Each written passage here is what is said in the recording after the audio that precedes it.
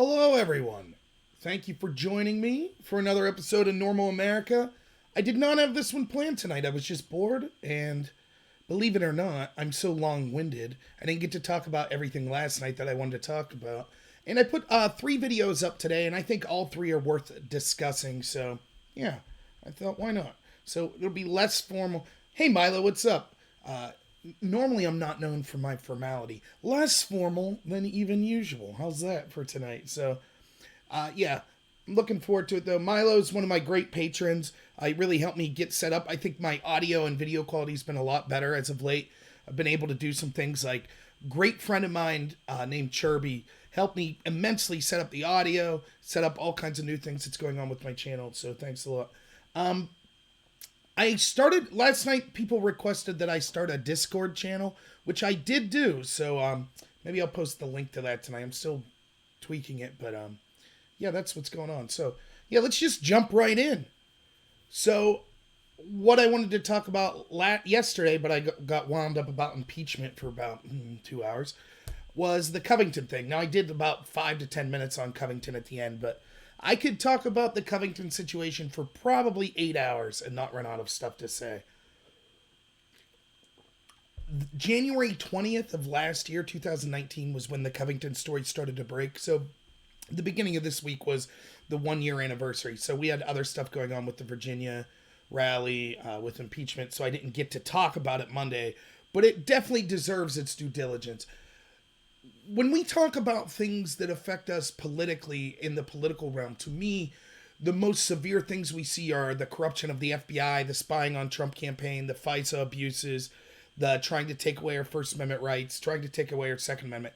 I would put at the highest order of that, the FBI corruption, using unverified opposition research sourced by Kremlin to spy on a presidential campaign and then later a president. To me, that is the biggest political corruption that I've ever seen in the history of my life.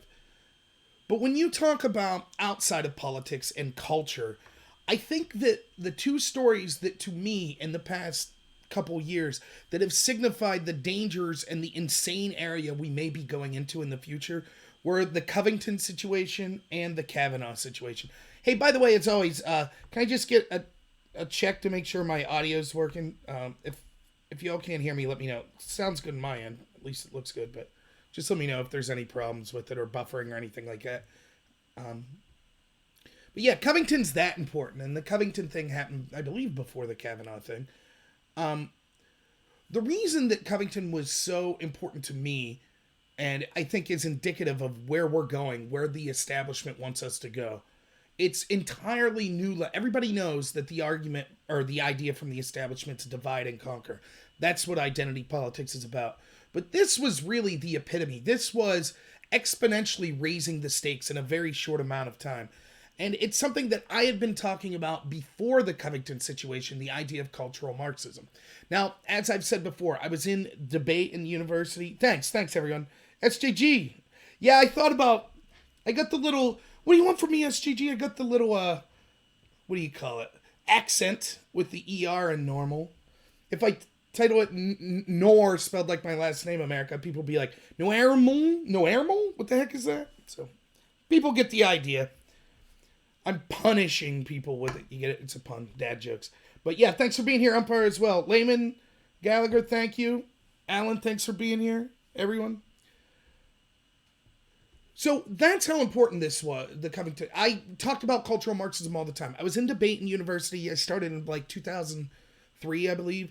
And it was, if you think that universities are left-wing, debate was the left of the left. The things that we're seeing now at universities, or we started to see in universities just like 5 years ago, the insane, like, screaming at professors, demanding safe spaces, demanding people be kept out of speaking, demanding people not be allowed to wear Halloween outfits, claiming that, there's infinite amount of genders, etc., etc. That was all occurring way back in like 2003 in the debate community. I mean, it was not uncommon to walk into a round and be told, why haven't you acknowledged your white privilege? Why haven't you acknowledged your privilege as a male? You're more privileged, so you should forfeit the round. And instead of talking about the issues at hand, it all became personal and who you were personally. And I dealt with this over and over, and it was a very difficult thing to deal with. It's very hard to have a civil discussion in something like that because it gets contentious. You're basically being told the way you were born makes you a terrible person. Now, the people that were good at debating this, it was far more nuanced than that. But oftentimes that's what it degraded to. And that's racism, that's bigotry. That's what it is. And it's hard to deal with that in a intellectual context. But I got good at it. I was very good at dealing with that stuff. So I knew what cultural Marxism was. I knew what identity politics was. Right? They talk about the need to, what's the word they use for? I can't remember now, but they talk about the need that they need to come together as allies. So you need the feminist ally with, the black activist ally with, the LGBT activists. And it's all about basically creating an avatar of white, rich, rich, able, straight male. And you could keep going with more categories. And that's where you direct all your anger. So any identity you have that's not part of that, that's where you direct your anger. Of course, after this came Jordan Peterson and the bill, I forget the name of the bill now, C1 something, I believe, in Canada that demanded that you could be punished if you don't use correct gender pronouns. And away we go. We see the insanity and where it's gone today. It's not only infiltrated all of academia, but it's crept out and it's gone into places that we could have only imagined back when I was in debate. But I was railing against this early. Like 2005, 2006, I was like, this is incredibly dangerous. This is stupid. And I was in a unique position to say so because you have to understand the cultural Marxism I was dealing with in debate. I'm guessing that I was poorer, and by that I mean financially poor, than probably 98% of the people I was debating. I mean, you debated Ivy League schools, you debated people with scholarships. Most of the people at the highest level debate that I was debating against had debated at private schools and high school for 4 years. I went to basically the poorest public school around, went to the cheapest state university I could find. And so when you started to talk about the ideas of privilege and the ideas of, identity politics, all of the victimhood status, I could actually claim a lot of victimhood based on where I was in my life compared to them. So I would be like, what's this about? Because they can't just straight up say, well, you're racist, you were born inferior. The good debaters know you can't say that. So they'd say, well, you choose whiteness. Well, what is whiteness? And basically when you got down to it, it was privilege and power. And so then you'd be debating someone from Louisville was one of the schools that did this a lot. And I'd be like, do you have a vehicle? Yeah, I have a vehicle. What do you drive? Newer car. Did you get a scholarship? Yeah, I got a full ride. You're going to Louisville? That's a pretty prestigious university. Yeah. I go to a small state school called Clarion you've never heard of. I work at Burger King 40 hours a week to help pay my tuition. I'm in debt out my eyeballs. I have a sister that's 20 years younger than me. My parents' furnace blew up, so I had to give what little money I had to my parents to help them with the furnace. I haven't been able to pay my rent, and my landlord was the university, so I'm basically going to get kicked out of school. We haven't had electricity for a month. So please tell me where my privilege is again, right now as we speak. And then I would further say, and I don't care. I'm not claiming, vote for me because of my sob story. I don't even want to tell the sob story. This is irrelevant to the topic at hand. Anyways, just a little about me. Hey, what's up, disabled vet? Thanks for being here, man. So that's what I was getting to and understood what was going on with cultural Marxism back in the day. So I had a lot of smart friends from debate, just smart friends that I met elsewhere that were kind of left-leaning. I still am friends with them today. I hope that's something that comes across my channel. Look, I'm not going to be friends with Adam Schiff or Nancy Pelosi, don't get me wrong.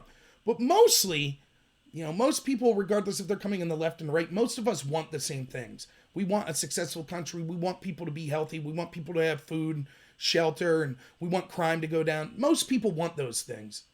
It's just how do we get there that we disagree. So, try it. Just try it. Don't leave your politics until it really comes to a necessity to interfere with your relationships. But anyways,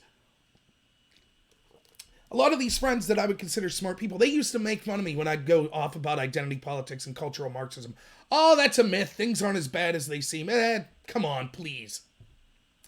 And as the years gone by, I've said, look at this, look at this. Oh, this is just, right-wingers just talk about cultural Marxism. This is just something used to smear people politically, blah, blah, blah, blah, blah. It doesn't exist. That's what we were told over and over, okay? Covington was the final nail in that coffin. There is no way. Like, I talk about this all the time. When you talked about the dangers of identity politics, when you talked about the dangers of intersectionality, that's what they call it. Intersectionality is the idea of taking the cultural Marxist categories, so based on gender, based on age, based on ability, based on race, and all of the, quote, oppressed groups coming together. That's called intersectionality. And without intersectionality, by the way, just another quick debate story, things get really hairy really quick without it, right? If you don't ally against the big boogeyman that happens to be all the, quote, oppressor groups, white, rich, Christian, male, straight, able-bodied, etc. You have to create that boogeyman.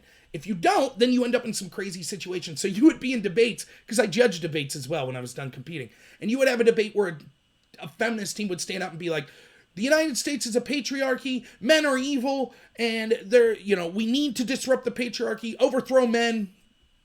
That's what this is all about, victimhood of women. And then they'd be debating two black guys, and they would stand up and say, the country is racist, racism's the root of everything, racism's the root of the patriarchy, that's more important than sexism, so vote for us to stop racism. And then as a judge, you have to somehow decide, okay, what's more important, sexism or racism? That's the crazy debates you would get into. So there needed to be some sort of device like, we can't keep infighting with each other or it proves the absurdity of our positions. So we need to coalesce around something. That's how you end up with these insane positions where the same people, LGBT activists, are praising countries like Iran that throw gay people off buildings. And cracks start to show up, and you can see how absurd this identity politics is when something tragic like the San Bernardino shooting happens. So a Muslim terrorist goes in and shoots up a gay nightclub. Gay people in Orlando decided, hey, we want to arm ourselves. We're going to get interested in the Second Amendment. And the Democrats were like, don't do that. Don't protect yourself. That's against our agenda. So how would you feel if you're a gay guy there? You're like, or woman, whatever. You basically just have to accept, look, we're not allowed to criticize this ideology that wants us dead because our masters in the Democratic Party said we're not allowed. That's the insanity you get. But with all these examples, one of the things that happens, I'm guilty of all the time, you kind of get hyperbolic and you say, oh, this is a slippery slope. It could lead to, and then insert example at the end of it. One of the examples I swear to you that I would use, I'm not making this up, I would say this to people. Identity politics is getting so crazy that we could live to see a day in our lifetimes where you could actually defend racist screaming at kids because the racists were black and the kids were white. Or you could defend adults screaming at children, being bigoted towards children because the adults were women and the kids were men, were boys. And I was routinely laughed at. That would never happen. That will never happen in our lifetime. That's exactly what the Covington situation was. And it wasn't randos. It wasn't just, people like me. Maybe I got 2 dozen people watching a live stream of me.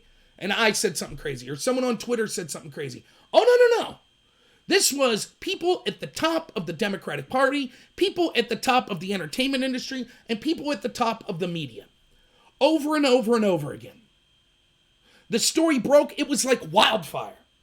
People went insane. Let me check the chat real quick. Who's my friend behind me? Just a pillow on the bed, I think. Or you're scaring the crap out of me if there's someone, if there's someone behind me. Oh, my curtain's moving. Okay. Must be a draft or something. Yeah, you guys scared the crap out of me. Yeah, that's probably what it is. The heater's right down there, the vent. Many so-called experts from many disciplines. Right, yeah, you're right, Umpire Post. A lot of these academics feel that they are somehow more qualified. You hear it all the time with the contempt people say, like, Trump supporters are less educated. Well, that's not true at all.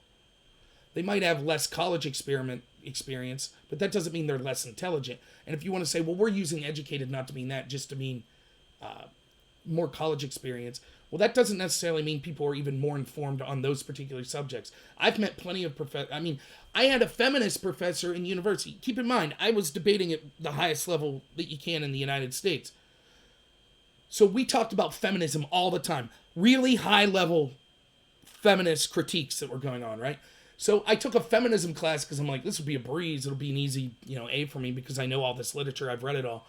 And the first book that was prescribed for my feminism class was Men Are From Mars, Women Are From Venus. This was a book that most feminist authors pointed to be anti-feminism, So, but this was my professor, so she knew more than me, whatever. So that's what Covington was. So I remember writing, and in fact, we could go to my initial writing on this. I am always putting stuff up from this website Above Top Secret that I'm on. That's because that's where I spend most of my time before I was on YouTube or Twitter discussing politics. And I basically, was on this site. I'm friends with people on this site. That's, just what it is. So you can see here, that's me, Grambler. Yes, that is Bill Hicks. It's my avatar. It's a comedian I really like. Yes, I understand Bill Hicks didn't like conservatives. I don't care. I thought the comedy was funny. I'm writing this on January 20th, 2019 at 10:20 a.m. So the incident occurred the day before, I believe, but the news stories broke that evening. So I was writing on it early. But that's what we're going to be discussing, kind of this thread. Now, I'm not going to go to the thread now, but I just wanted to show you. That's when I brought it up, the day that it happened, basically. I knew this was a huge story right then because it checked all the boxes. It outed and I knew this before we started to see the most egregious actions from the media and from the Democrats. Before we saw blue checkmark Twitter people saying they should put these kids in a building and fire on them or shoot them. That they had punchable faces. Before they were doxxed. Before credible bomb threats made them cancel school for at least one day. Maybe two, I can't remember. Before all that, I was like, this is heinous. I knew it that early. How did I know? Well, because my lived experience. I saw the telltale signs of what was going on. And all my friends that say cultural Marxism doesn't exist. It's something that I've made up. Where were they after this? And this happens a lot with me and my friends. I had my friends, I can't tell you how many friends I had tell me, there is no way that the FBI would use unverified opposition research as the reason to get a wiretap on someone connected to a presidential campaign. No way. Me even suggested it was nonsense. It was just tinfoil hat crap. The FBI would not do something like that. And I would ask them, be like, okay, fair enough. But if they did, would you think it was a big deal? Well, I guess, but they wouldn't. So then once the IG report came out, I was like, oh, where are you now? They did it. I was right. You were wrong. And they were like, well, it wasn't a big deal because, okay, now the goalposts have changed. It was the same here. Cultural Marxism doesn't exist. Then this happens. Well, it's more complicated than you make it sound. This is the most simple way to break this down. Here's what happened. A bunch of kids were waiting for a bus. Adult black racists, and homophobes, by the way, decided to yell homophobic and racial slurs at the kids. A Native American man in his group heard this going on for about an hour.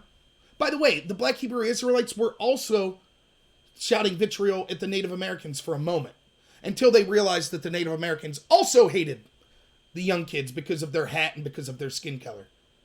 So Nathan Phillips, the Native American drummer, gets in the kid's face, starts banging a drum, or gets in a group of kids' face, starts banging a drum. His associate that's with him is screaming at the kids, go back to your country, go back to Europe. Isn't that funny? Isn't that exactly what they claim racist Trump supporters say? But here we go. Here we have Native Americans shouting this. And the media went ham. This kid had a punchable face. Can you believe a group of white Trump supporters surrounded these graceful, noble Native American? Can you believe it? It checked all the boxes. Trump's included. There were claims that build that wall was chanted. It was Trump's fault. Even the kids are racist. The MAGA hat's racist. What better victim could you have than an elderly Native American? It just checked every box. See, these people, the social justice, the progressive types like that, they have a worldview. And the media plays to this. They're not looking for information. They're not looking for truth. They're not looking for facts. They are looking for things that confirm to their worldview. Things that don't confirm to their worldview, they ignore, or they claim it's a conspiracy theory, or they claim it's a lie. just like in the impeachment scenario. They say over and over, they just keep repeating the lie. Hunter Biden did nothing wrong. It's all been debunked. It's been debunked. It's been debunked. None of it's been debunked. You've heard me talk about it in this show over and over. Trump worked with the Russians. It doesn't matter Mueller said that wasn't true. It doesn't matter Horowitz said that wasn't true. It doesn't matter that even the FBI was forced to say that wasn't true. They just repeat it over and over. They refuse to look at things that aren't in their worldview. And just skipping ahead to the Kavanaugh saga, remember, this is the telltale sign of progressivism, cultural Marxism, and postmodernism. They kept talking about how, Cory Booker said this over and over again. It was, the thing that was important was, quote, her truth. Not the truth, but her truth. It was real to her. It was real to Christine Blasey Ford. Therefore, the objective truth doesn't matter. It does not matter if it happened or not. What matters is that Christine Blasey Ford feels it happened. Even if you could prove it didn't happen, that doesn't matter. And remember, the Democrats, like Booker said, the important thing was how Kavanaugh reacted to the accusation. In other words, if he acted with contempt or vitriol or anger at being accused of being a gang rapist, that harmed the, quote, victim's feelings, even if she was wrong and it never happened. That's what they said. That's the telltale sign. And for those, this is, by no means am I an expert on postmodernism. And I'm sure if I had a postmodernist professor here, they're very articulate. They're very, very good linguists, right? So they could spin you in circles. But in the gist of it is this. You had kind of the idea of modernity, right? And modernity was, we finally came to the conclusion that the West is the best. That there is such a thing as truth. There are things that we should aim for as a culture. And those were exemplified most in free societies in the West. So things like due process, things like innocent till proven guilty, things like objectifying or treating women like crap, we should have equal rights. All of that stuff. We said all of that stuff's the truth, that's closer to the truth, that's good. Postmodernism was a repudiation of that. They said there is no such thing as truth. There is no objective truth. There are many truths. And there's a lot of problems with that ideology, which we can talk about in the future. But that's a telltale sign when people say, it's not the truth, it's her truth. See, because they believe there is no such thing as the truth. We all have our own lived experience, and it's all equally true. And everything's just a power struggle. So any conversation, me and you having a conversation right now, it's a power struggle between the two of us. That's what they believe. So therefore, free speech isn't necessary. Open dialogue with people that disagree with you isn't necessary. Because all it is a power struggle anyways. That's what they believe. And there is no such thing as the truth. So what are we having a debate about? There's no right answer. Yet somehow then most of them become Marxist. Whereas if there's no right answer, then how could you accept Marxism? It's insanity. Oh, you went to Slippery Rock. Okay, that's right up the road. Right, and that's a great way of putting it, Layman. That's how they feel. That's what they believe. It's not what you do or what your intentions are. It's how they interpreted your intentions and it made them feel. So you could say, hey, how was your evening last night? And that could be considered sexism because you'd be like, oh, you just said that to me because as a woman, what'd you assume I was out sleeping with someone? No, I just wanted to know how your evening was. It doesn't matter what my intent was. I'm sexist because that woman felt like that I said something misogynist to her. That's a problem. That's exactly, now that was Kavanaugh. That's what the Covington situation was exemplifying. I just bring up the Kavanaugh situation as an example.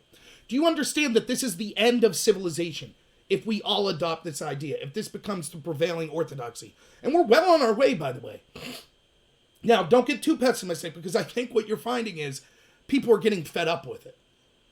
Look at Ricky Gervais, right? What was that? Was it the Emmys? Is that what he was at? Whatever. Grammys, Emmys, yeah.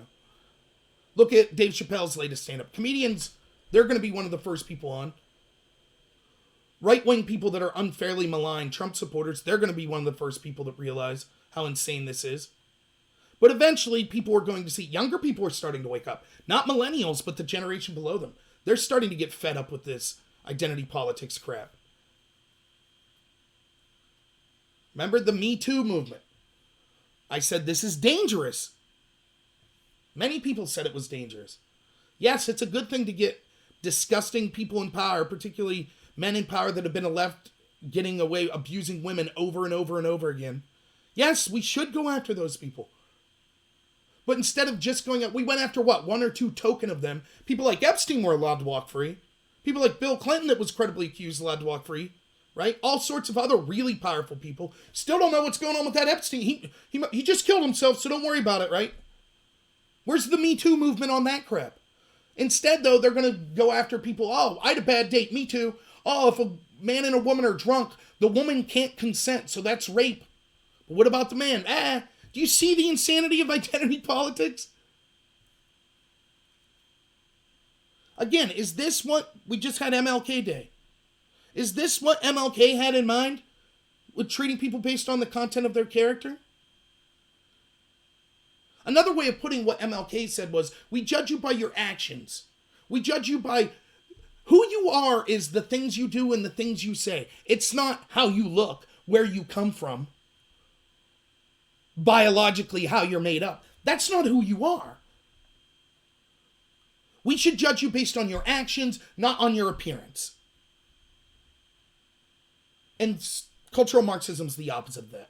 So let's talk specifically about Covington now that I've rambled on for half an hour. So I laid the outline to you of what happened. So the original footage that was released was 2 minutes. Now, we all know, and of course I'm guilty of this as well at times, we shouldn't rush to judgments. Leave a story go a day or two before you talk about it. But I understand the media because as just a small independent content creator, I feel the pressure too of, hey, a lot of times if you wait a week for a story, no one's interested in it anymore. So if you want to talk about something that people are willing to listen to, you kind of have to talk about it close to when the event happened. You know, for example, if I wait until a week after the Super Bowl to talk about the Super Bowl, no one's really interesting. But if I do a video on the Super Bowl 5 minutes after the game, I'd probably have more people interested because people are still hyped up. Well, it's the same with the news. Now, I'm one thing you could expect from, low-level people like me, that are just starting out to maybe fall for that. But prestigious, the epitome of the media, the New York Times, CNN, all these places, don't laugh too hard when I said that. I'm being facetious. But they rush to judgment like this? It's ridiculous. So they took them, so let's give them the benefit of the doubt for a minute. Okay, they were duped. They rushed to judgment, right? And that's an argument that a lot of the media defenders make. Well, they rushed to judgment, and it did look like those kids surrounded that guy. And then once the full footage came out, the narrative now is, so here's the narrative you hear today from the people defending them. Oh, the media made a mistake, and once they realized their mistake, they corrected it, and, they stopped maligning those kids. That is not what happened. That is a rewriting of history. The first thing that happened was, yes, they did take an edited 1.5-minute clip and rushed to judgment on it. Members of the media actually went on Twitter, like Reza Aslan from CNN, the guy that ate human brains on one of their show, that guy. He said Nick Sandmann had a punchable face. Right? You had all sorts of people suggesting all sorts of violence. You had people doxing them. You had people that not only doxed them, but then found the universities that Nick Sandmann, the main kid, had applied to, contacted that university and warned them not to accept this kid. For what? Smiling. That's what the kid did. You had people that came right out with it. The MAGA hat's a symbol of racism. So he deserved it. They're telling you this to your face. You supporting the president, you wearing something supporting our president or a political party is racism. You shouldn't be allowed to do it. Now, this is going on simultaneously. The Guardian, the Telegraph, other places in the U.S. media were having a serious conversation. Is it okay to punch a Nazi? The Guardian said yes. As did many other people in academia, in the Democratic Party, in the media. So they're saying it's okay to punch Nazis and racists, and these kids were wearing a symbol of racism. Therefore, is it any surprise that they had no problems with adult racists screaming at them for over an hour? That's not even punching. They would have had no problem if the Black Hebrew Israelites started just taking ball bats and caving these kids' skulls in. They wouldn't have cared, some of them. They might not have said it publicly like they did just about the insults, but secretly they would have felt, well, those kids were basically wearing Klan hoods. That's what they get. So that's what the media did. It wasn't just they misreported a story. They rushed to judgment. That's not what they did. Not one of them that I could see at the time or even looking back today. Did I see someone from CNN or the New York Times or MSNBC? I didn't see one of them say, whoa, whoa, whoa. These are kids.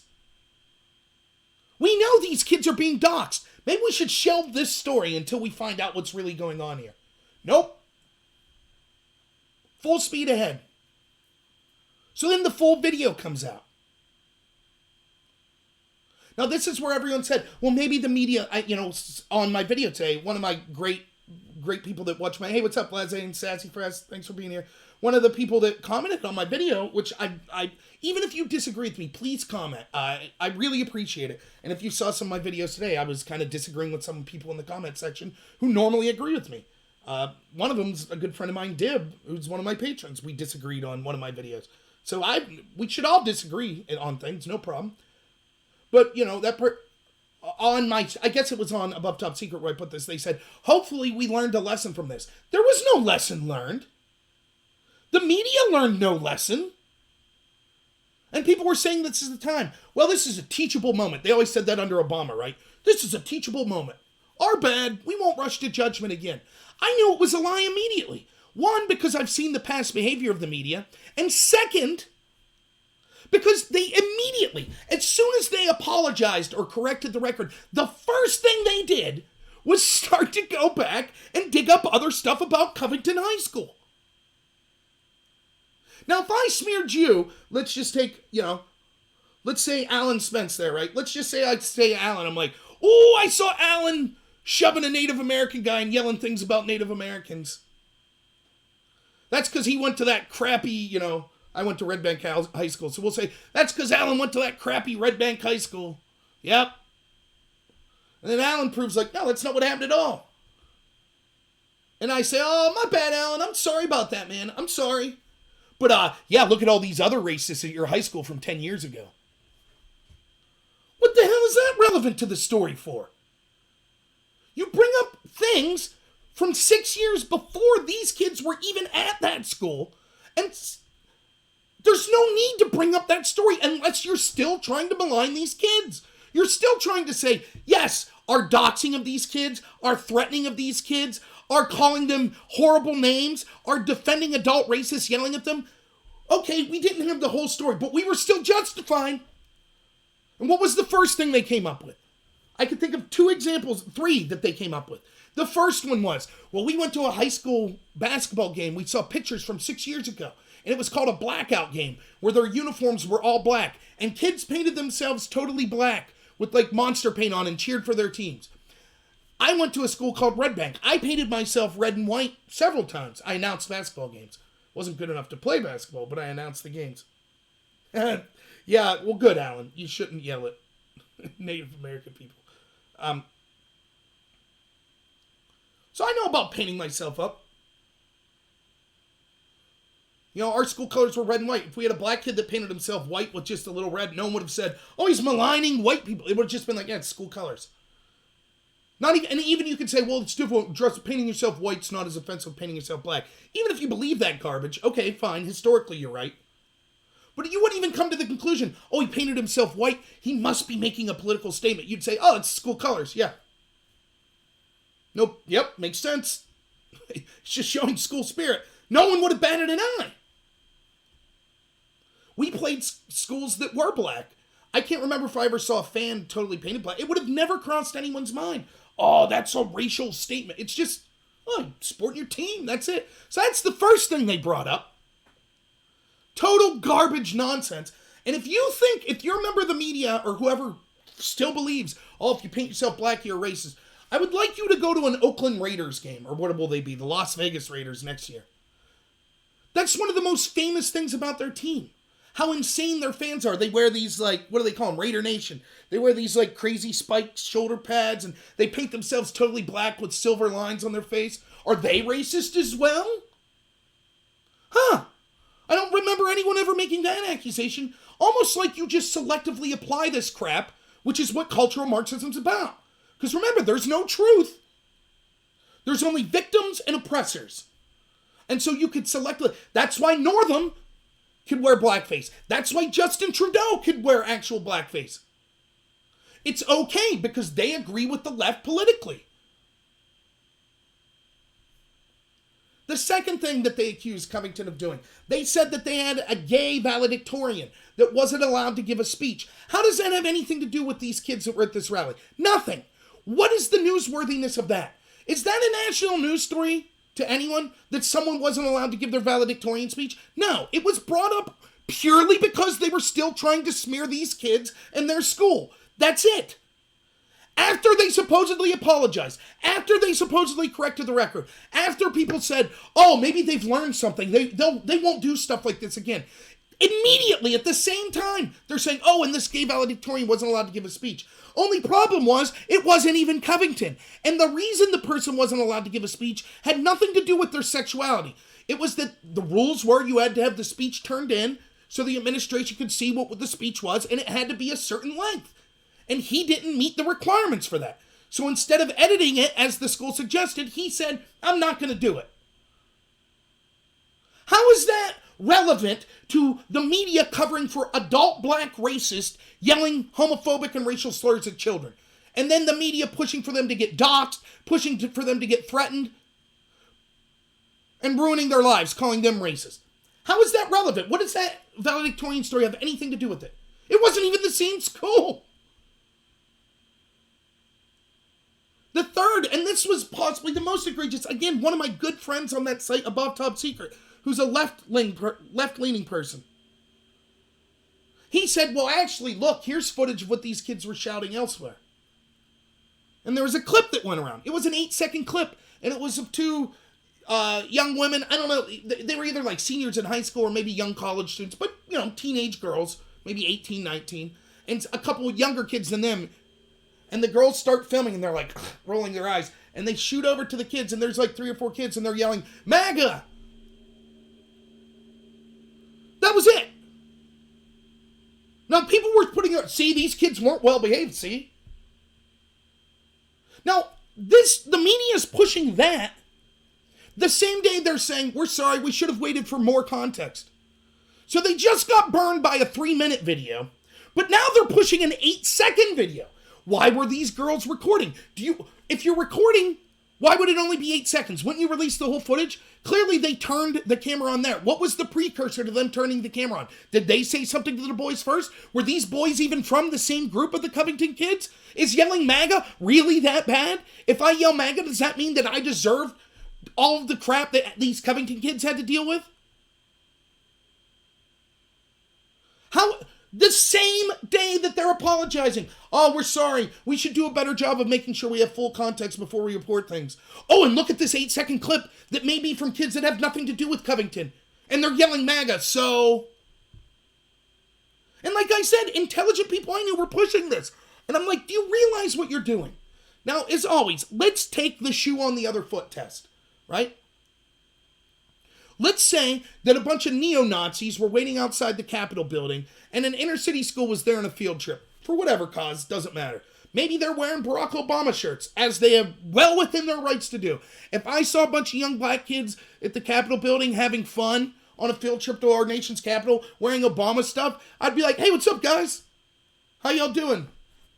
Great, good for them. I wasn't an Obama supporter, but that's good. They're kids. They're having fun. They're at the White House. In 9th grade, we took a trip they're in D.C. In 9th grade, we took a trip to D.C. I had a lot of fun. I was a nerd. I liked, kind of, the actual politics of it and the history of it. But even other than that, you're just there having fun with your friends. Good for you. I don't care what political shirt you're wearing. Could have been wearing Che Guevara shirts. You think I have any love for Che Guevara? No. I'm not going to assault these kids. But let's assume these black kids from a black school are there, predominantly black, and some neo-Nazis start yelling at them. Do you think the media would have been like, oh, look, here's a 1-minute clip that shows, that a guy defending these neo-Nazis got surrounded by these black students. That looks malicious. What are those black kids doing surrounding them? You think they would have did that? You think they would have said that the black kid that was confronted had a punchable face? You think that would have happened? You think they would have said, hey, that's what he gets for wearing an Obama shirt? Hope and change. Well, you're just asking for it. You think they would have, that's what the media would have said? And then once the full footage came out to show, who would have thought the neo-Nazis were the bad people in the group in that situation, do you think the media would have said, well, wait a minute. We apologize. You're right. Okay. The story wasn't as originally seemed, but we've dug into this black high school these kids came from, and it turns out there are troublemakers at that high school, so you think they would have done that? You try that and see how far you get. You'd be called a bigot and a racist and laughed out. Been drummed out of polite society. So wait a minute. You're trying to justify the fact that you got a story totally wrong, that you maligned an innocent black kid and innocent black kids, and cheered on racist, and you're still trying to malign those innocent kids by saying, well, there are troublemakers at their black school, though. Heavy Obama country there. That's how disgusting this is. The next thing the media did that I knew that they hadn't learned a lesson. Even after, right? They never actually condemned the Black Hebrew Israelites. They would say it like almost under their breath. They'd have to be like, well, full footage came out and it turned out they were black racists. But the Native American was great. And those kids still acted improperly. They kept talking about how great and graceful this Native American was. The big joke, I was doing videos with my friend Drone Tech when this came out, and the big joke I had was, I read this one article. They kept talking about this in all these articles. They kept saying that Nathan Phillips, the Native American drummer, was the keeper of a sacred pipe from his tribe. So what? I'm the keeper of a quilt my aunt made me. So? Somehow that gives him gravitas. Oh, it's cool this guy was defending adult black racists. No problem. He keeps a sacred pipe. Oh, our mistake. Yeah, those kids. Nick Sandmann should have known better. Didn't you know Nathan Phillips keeps the sacred pipe? You didn't know that? Come on, man. You got to let that guy beat the drum in your face. What are you going to do? Only it came out afterwards, right? This is when it came out. This was Nathan Phillips' version of events. One, the media ignored that even in the clip they played, the original clip, that the guy that's there with Nathan Phillips is screaming, go back to your country, go back to Europe to these kids. Nick Sandmann's friend actually starts to yell back at this Native American guy that's with Phillips, and Sandmann puts his hand down like, no, it's not worth it. Which we'll get to that in a minute. So the media just went right over that. Imagine white kids or white guys approaching students of color saying, go back to your country. How do you think that'd fly? Not very good, huh? Ironically, another thing the media did was claim, just like Nathan Phillips claimed, people were chanting, build that wall. Now, I've seen from camera footage from at least 8-9 cameras. I've watched hours upon hours of footage, everything I could on the Covington situation. Did not hear one person chant, build that wall. Somehow, we still have to believe Nathan Phillips. He heard it, though. Remember, just like you were saying earlier, Layman. It's not what you said, it's what they felt. Nathan Phillips felt they were kind of giving off the impression of build that wall. So that's what was important.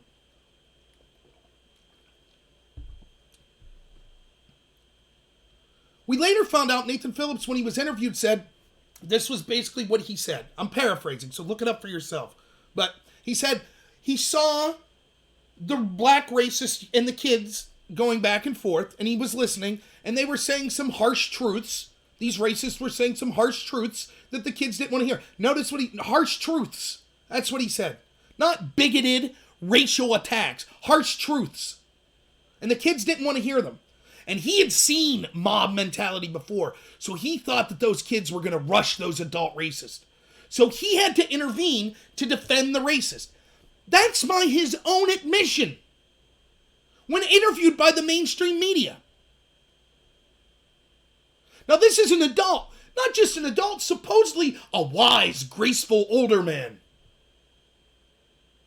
Now, put yourself in Nathan Phillips' shoes. Again, let's just reverse the races for a minute. You see a bunch of KKK people yelling at a bunch of black kids, and you sit there for an hour watching it thinking, you know what?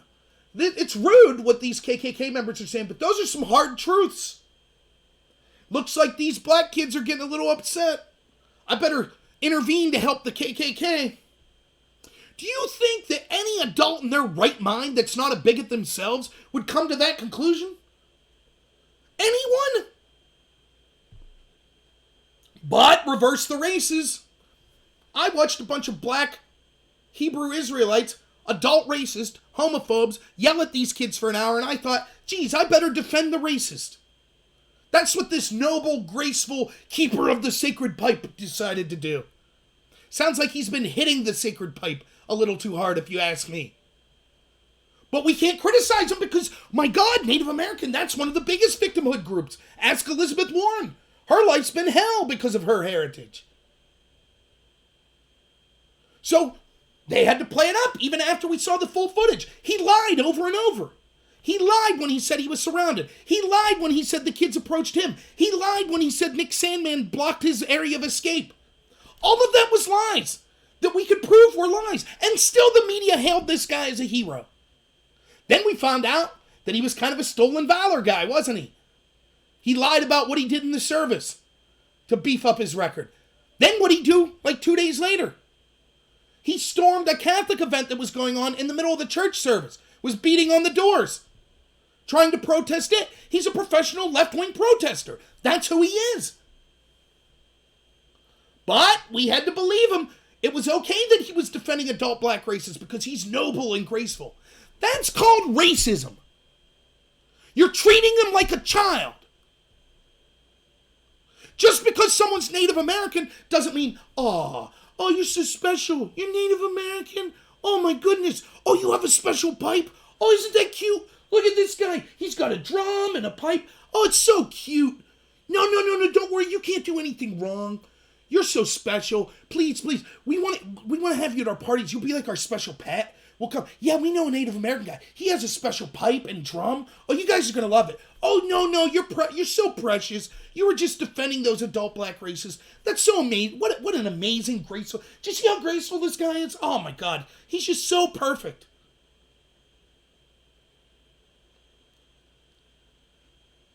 If I was a Native American, I'd be furious. I would have came out and been like, yeah, that guy doesn't speak for us. We don't defend adult racists attacking children. That's not what we're about. We may have grievances, but we're not about that.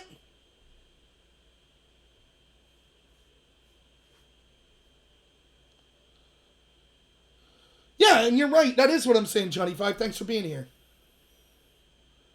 They don't believe in truth. They don't care. They truly believe that guy, Nathan Phillips, they don't care about the facts. They believe the story is what it is. What he said. They totally believe that. People were chanting, build that wall. He was surrounded. I was talking about this today on blogs. People were telling me that crap. Today, a year after. And we'll go to what people were saying. I'll get to some of it just on the blog that I talked about originally on January 20th, 2019. Invader Zim, maybe I'll talk about the coronavirus here at the end. It's probably overhyped. West Nile, SARS, etc. But I do think we'll live in our lifetime to see a massive outbreak, whether weaponized or just because of, random luck. Right, Umpire Post, you're absolutely right. That's what's most aggravating about this, is the most vile, disgusting, racist. Again, we say it all the time. They accuse you of exactly what they are. The most vile, disgusting, racist, bigots, hide behind a shield of morality. It's not just you can almost handle just an unabashed racist. I've met them. I've met them white, I've met them black, I've met them of all shades. I don't like certain people because of their race. I don't like certain people because of their religion, because of their sexual preference. I'm not saying that's someone I'd like to hang out with. But most of the people I've met that are like that in life, like, yeah, I don't care. I know that doesn't make me a good person, whatever.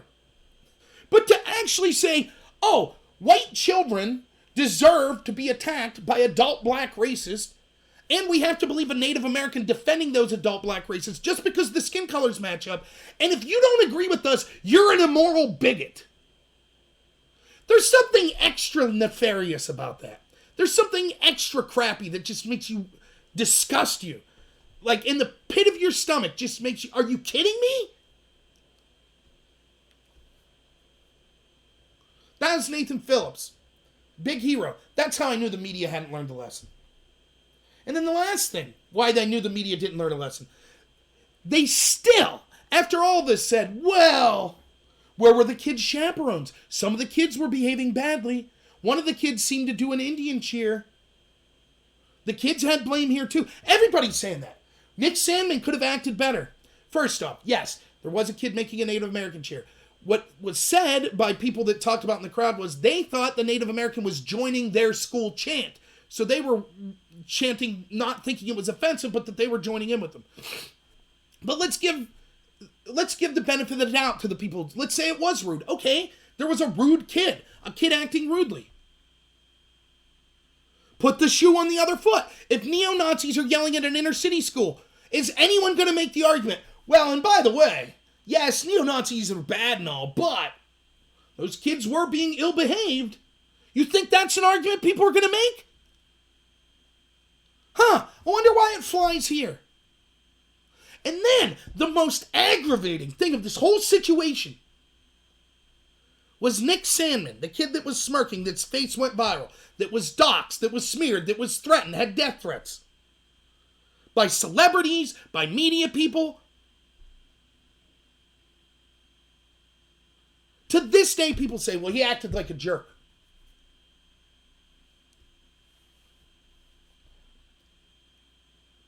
If that's what the majority of society believes, if that's really what society believes, I don't know how to act in that situation then. Because I'm telling you right now, when I was a kid, or even now, my age now, if I got racial slurs hurled at me for an hour, and then a Native American defending them with a drum got in my face and started beating it, I don't know how I could behave better than just awkwardly smiling and putting my head down. I don't know what am I supposed to do? I'd probably say, hey, get the hell out of my face. I can't walk back. I'm surrounded by people behind me. What did they want Nick Sandmann to do? Now, I'll tell you. I know what they wanted Nick Sandmann to do. And it's what they want you to do. I'm not talking about your Democrat friend down the street. I'm talking about the media class. I'm talking about the politicians in the establishment. I'm talking about those in academia, the entertainment industry. The ones that were continuing to go after these kids and continuing to go after Sandmann. You know what they wanted him to do? It's the same thing they want you to do. When you're confronted with people that are racially superior to you. Because that's what they believe. Your whiteness, if you're white, makes you inferior. Your maleness, if you're male, makes you inferior. Your Christianity, if you're a Christian, makes you inferior. You're an oppressor. This is what they wanted Nick Sandmann to do. Please forgive me. Please. I'm inferior. I grovel before you. Oh, great keeper of the sacred pipe. Please have mercy on me. Please wash away my sins of my evil whiteness. Wash away the sins that I voted for Donald Trump. Wash away the sins that I was here for the March for Life rally. Please forgive me. That's what they want for you. That's what they wanted for Nick Sandmann.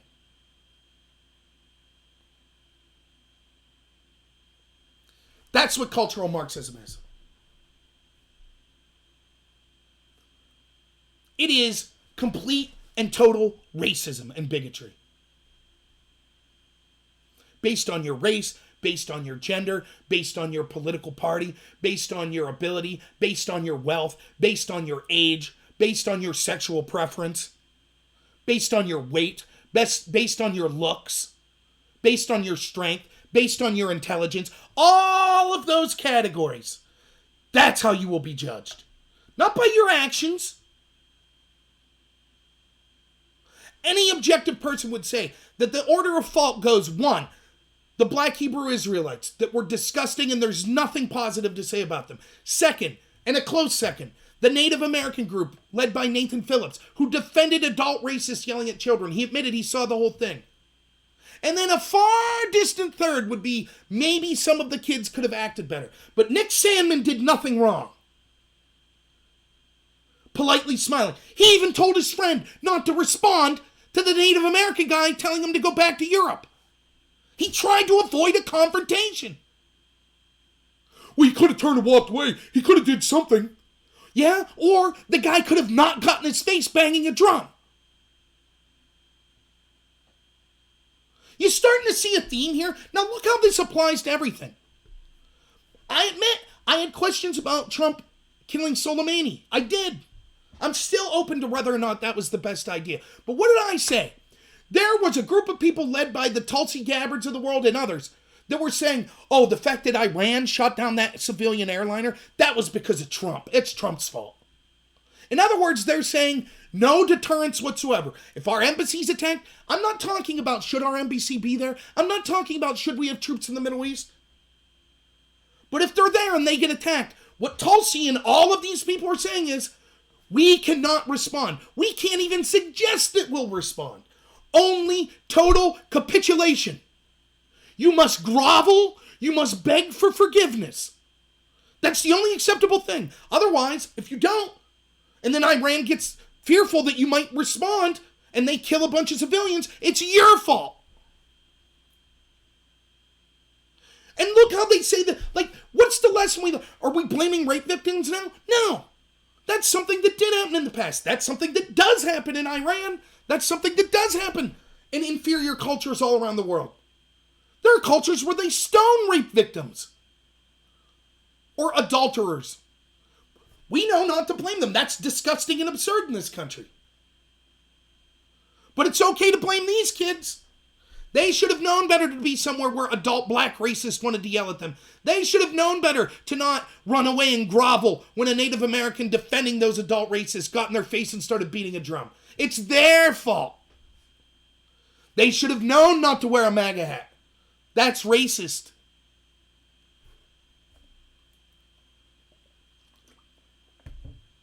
Let's see what I'm missing in chat.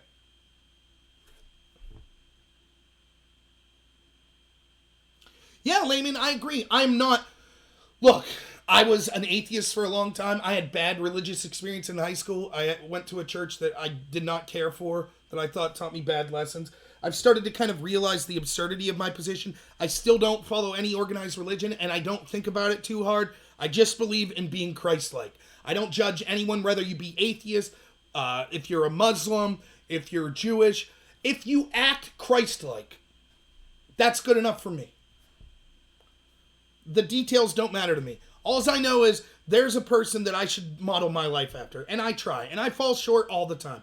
But I'm not here to really talk about religion. But I do believe there's some truth in that, Layman, that they are attacking Christian values because, like, they're attacking things like family values. They're attacking things like, you know, monogamy. Having roles in your life. Now, am I saying that women can't be a breadwinner? No, I'm not saying any of that. Our system should be set up so that anyone has any opportunity they want. It should be equal across the board for everyone, as much as possible. But it is clear that they're attacking those values.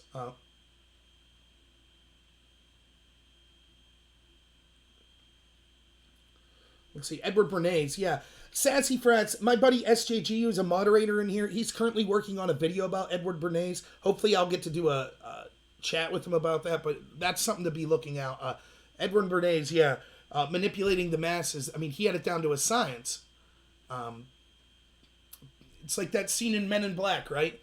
A person is smart. People are dumb, fearful animals, and you know it. What he's saying is an individual could be smart, articulate, but when you take a mass group of people, on average, these propaganda tricks will work. What you're missing that I think you may have already been aware of, not aware, it's pretty clear that they had been talking about the race issue before Trump was in office, and that's not a mistake.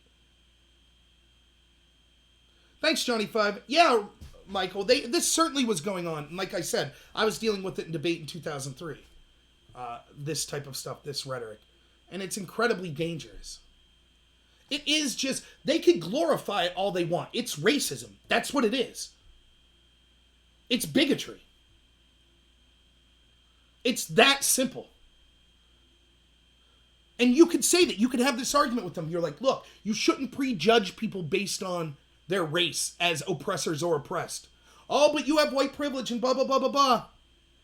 And you say, but if you start doing that, you're going to lead to crazy situations. Covington is the epitome of that. Not quite. by the way. Not quite. It's the second most blatant story about it. You want to know what the first is? And I hate to be morbid and talk about this, but go to the UK, where city after city after city is admitting, yes, for decades, tens of thousands of young girls were raped. They were targeted because of their race, because they looked white. They were told that they were targeted by Islamic extremists. The Islamic extremists told them that it was because they had the authority, because the Quran told them so.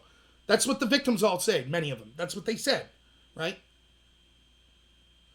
The police and the council people and the politicians knew for 3 decades that this was going on. City after city after city.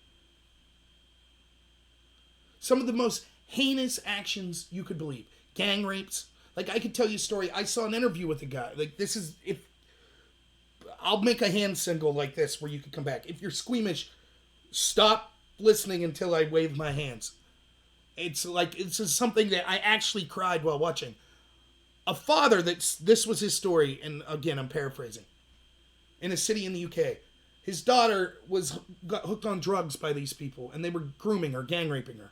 And she would come back once in a while, and the dad found out about this, and he went to the authorities, and the authorities did nothing. So he showed up to the house where his daughter was being groomed.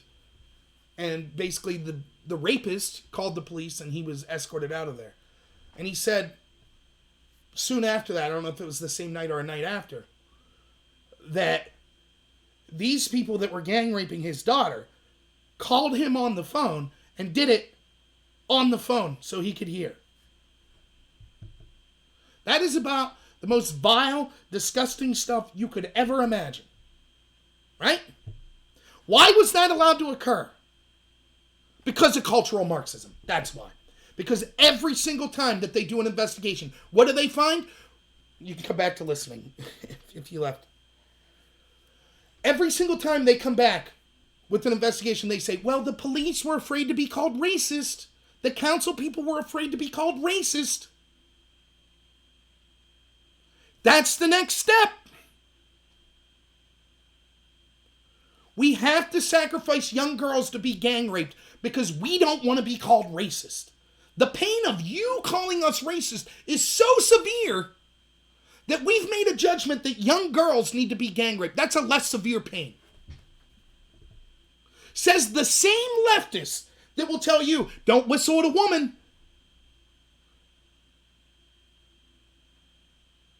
A woman can't consent if she's drunk, even if the guy's drunk. The same group that makes those moral judgments will say, well, we didn't want to be called racist.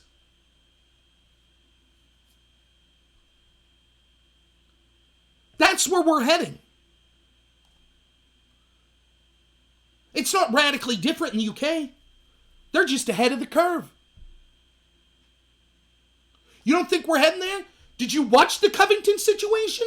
Did you see the Black... I did videos. I did one a live stream just a month ago where I went back and talked about a video, an article I did where at this time, the Black Hebrew Israelites, the New York Times read a puff piece on them.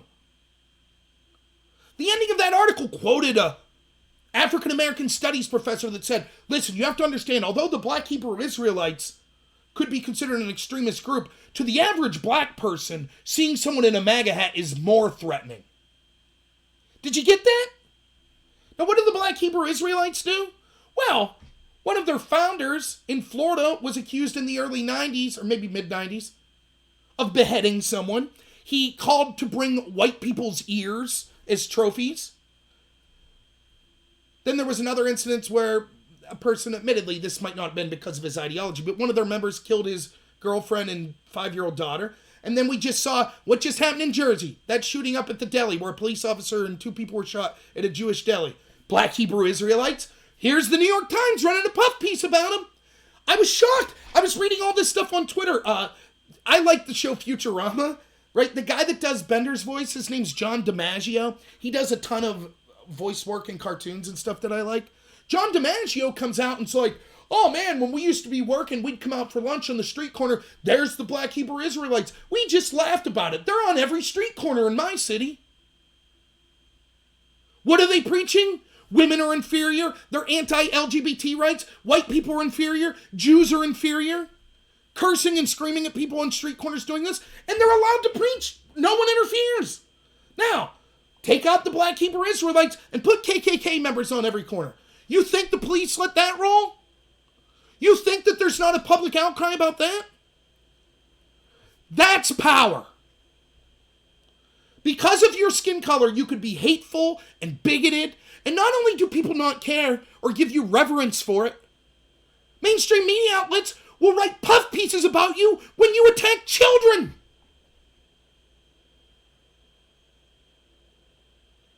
You don't think we're on the way to, well, hey, sorry, that girl that was sexually assaulted happened to be white. And it's not just a white issue. I'm not playing like some white victim card. That's not what I'm doing. I've said, and I've got guff on my channel before, the fact that I'm white means nothing to me.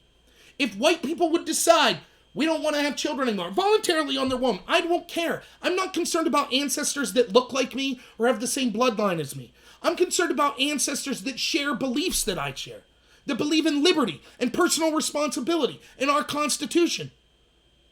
Their skin color is irrelevant to me. Their genetics are irrelevant to me. So I'm not saying, oh, poor white. That's not what I'm saying. I'm saying that they're justifying this hatred because these people happen to be white. Remember Simone, what's her name? Simone Sanders, maybe? One of the campaign managers for Bernie Sanders. Remember that footage of her? There was video of a 16-year-old white girl getting the crap beat out of her at some school by some black girls. Why? Because they thought she was a Trump supporter. And what did this Simone lady do? She laughed. She's like, oh, poor Trump, poor white people is what she said. You get it? You starting to get it?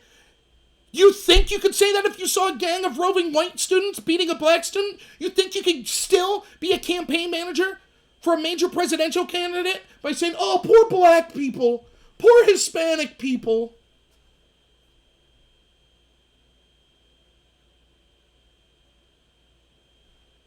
And you're right, Umpire Post, it's getting more and more emboldened. Covington showed that. That was the instance where I said, you cannot vote for this ideology in good faith anymore. Before that, I would not have voted for the Democrats, but I can understand someone saying, well, here's my reasons for it. After that, it was like, this is insane. And then the Kavanaugh situation just was further icing on the cake. So if you guys aren't bored with this topic yet, let me go to a little of what the responses were to me writing when this occurred live. So you can see, now these are regular people. These aren't blue checkmark Twitterati. This is just regular people.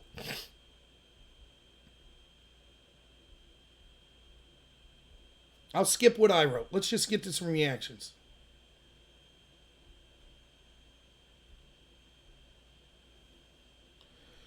First quote, why did these poor innocent kids wear MAGA hats in the first place?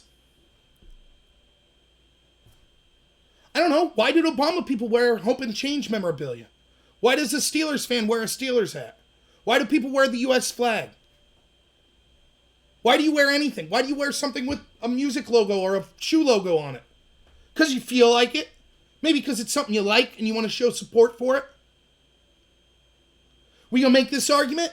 If a bunch of black kids got beat by a bunch of redneck, oh, they're wearing an Obama shirt. Hey, not good that those rednecks beat them, but why'd they have that Obama shirt on? They should have known better. Do you see how disgusting this is? Are you starting to see it?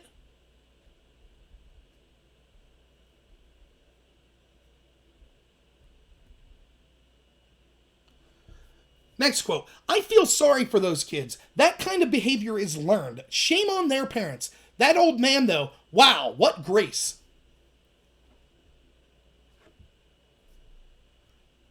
How could you watch that video and come to that conclusion?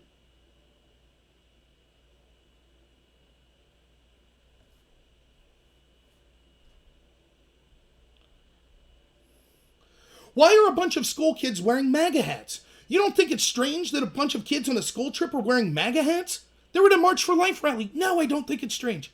We're talking about a bunch of kids that can't even wipe their own ass properly, not about adults with Bernie stickers on their cars. So we have to listen to David Hogg lecture us about gun rights and about how we all have blood in our hands if we want the Second Amendment. We have to listen to Greta Thunberg tell us how we have to give away all of our wealth and all of our private property in an effort to fight climate change in the next 10 years. But kids wearing MAGA hats, well, they deserve the abuse they get at a black adult racist.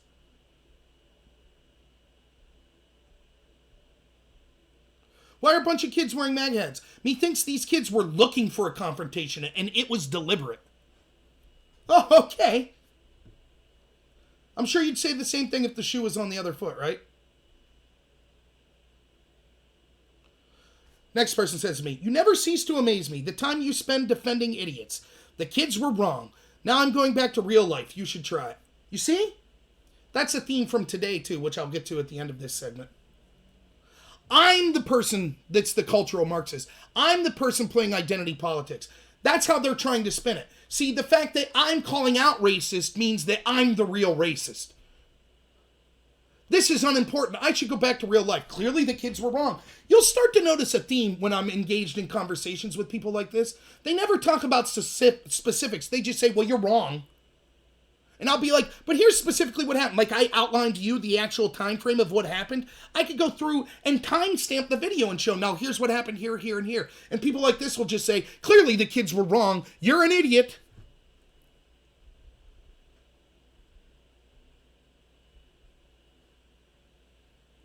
All I see is a bunch of people acting like douchebags. I don't pick sides here. Parents of these kids should be ashamed. The black racists should be ashamed.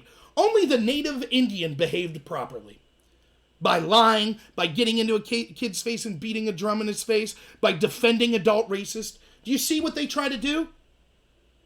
Okay, I'll concede the black racists were bad, but that Native American was great. Meanwhile, those kids' parents should be ashamed.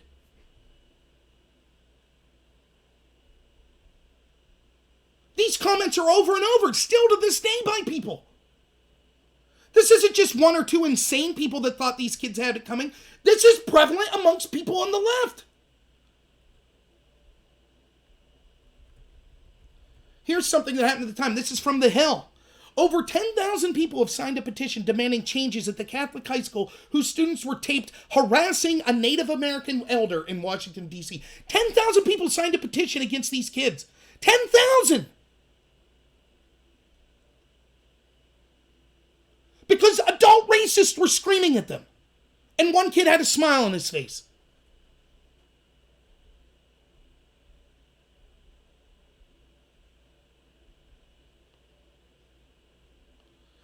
I especially like watching the Catholic MAGA hatters making hip-hop moves and throwing gang signs with the occasional Nazi salute thrown in for spice.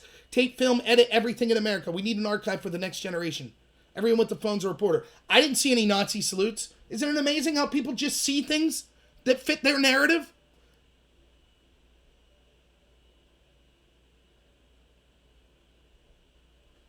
Get a bunch of white Catholic schoolboys all hopped up on monsters. It's a disaster waiting to happen. American culture, greatest show on earth. What a way to show reverence in a right to life march filled with hatred. Delicious irony. So typically American in this day and age. You get it? It's indicative of America. It's indicative of the March for Life rally. Not the black racists. Forget about them. Not the Native American defending them. Nope, those kids, they were dancing around and having a good time. Imagine that you would say this if you saw an inner city school. Oh, did you see how they were dancing around and throwing up signs that look like gang signs? Oh, this is disgusting. This culture is disgusting. Imagine that. But without batting an eye, they'll do it here.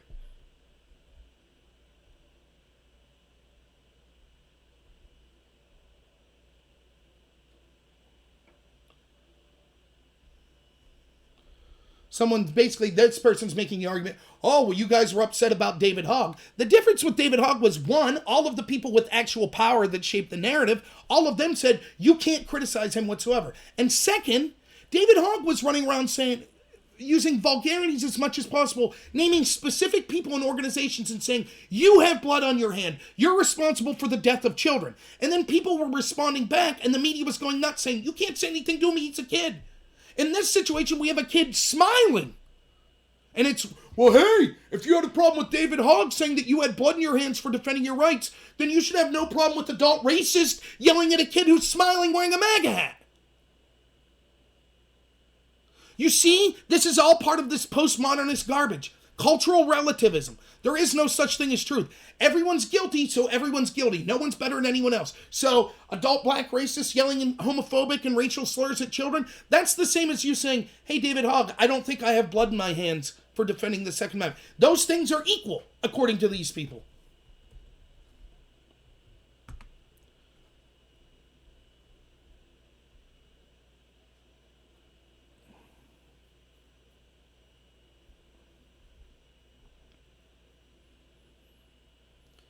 I get it, your gripes with the liberal media, someone says to me. Don't pretend to care about one while ignoring the other. CNN spins it as MAGA racist and Fox spins it as MAGA kid bully. But it's clear from the video they both spun it. No, it's not. And by the way, Fox wasn't covering this story at the time. I was. Joe Schmo, independent content creator, as it happened. This is one of the things, I have a problem. There are people that are smart, and I agree with a lot, but this is where I lose this particular group of people. Well, they'll say things like this. All sides are bad. All sides do it. So, all sides do it. And that's true. For example, we could talk about hypocrisy, on, let's say, identity politics, for example. You could say, well, people on the right do it as well. That's true. So, no need talking about it. Violence at rallies. I've seen Trump supporters throw a punch. But that's an oversimplification, and it allows all kinds of insane, crazy abuses to occur. Yes, there were probably a few meatheads amongst these kids, but what happened was so disgusting and terrible. Not just from the people on the ground, the racists on the grounds, how they treated them, but how the media and everyone went after them as well. To then say, well, hey, come see, come saw, all sides are stupid, so no need to discuss this. It's ridiculous. You talk about the media going after Trump, they say, the media goes after every president. Yeah. No need to talk about it. No! All that does is allow abuses to be covered up.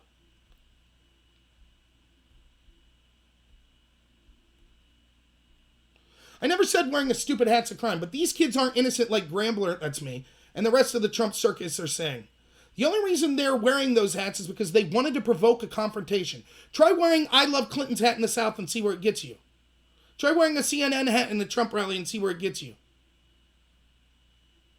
Well, I'm damn sure the media wouldn't say, oh, they had it coming. They'd blame Trump, is what they would do. And I would say, yes, you could wear a CNN hat wherever you want. And we're not talking about adults seeking a provocation. We're talking about kids on a field trip. So you're not allowed to support Trump in our nation's capital. That's, if you want to support Trump in D.C., you got it coming. That's what these people say. And then the same person saying that. You ready? Here's their next comment. Now, this is a morally superior leftist. He says, you obese, insecure, grumpy old males should lose the victim mentality card. Do you see? Do you see what they do? It's us playing identity politics. We're claiming to be victims. No, I'm not. Calling out racism. Do you think they'd have said this in the civil rights movement? Oh, shut up, Martin Luther King. Stop playing the victimhood card. Hey, black people that aren't allowed to sit at the counter, that have to go to the back of the bus, stop being victims, okay? Just suck it up. Deal with the racist, or you're just a crybaby. Do you see how stupid this is? People judging people because of their race is identity politics. People saying I'm a victim because of my skin color is identity politics. Me saying the media, the Black Hebrew Israelites, and the Native American that was defending them are a disgrace for going after these kids isn't me being an identitarian politics person.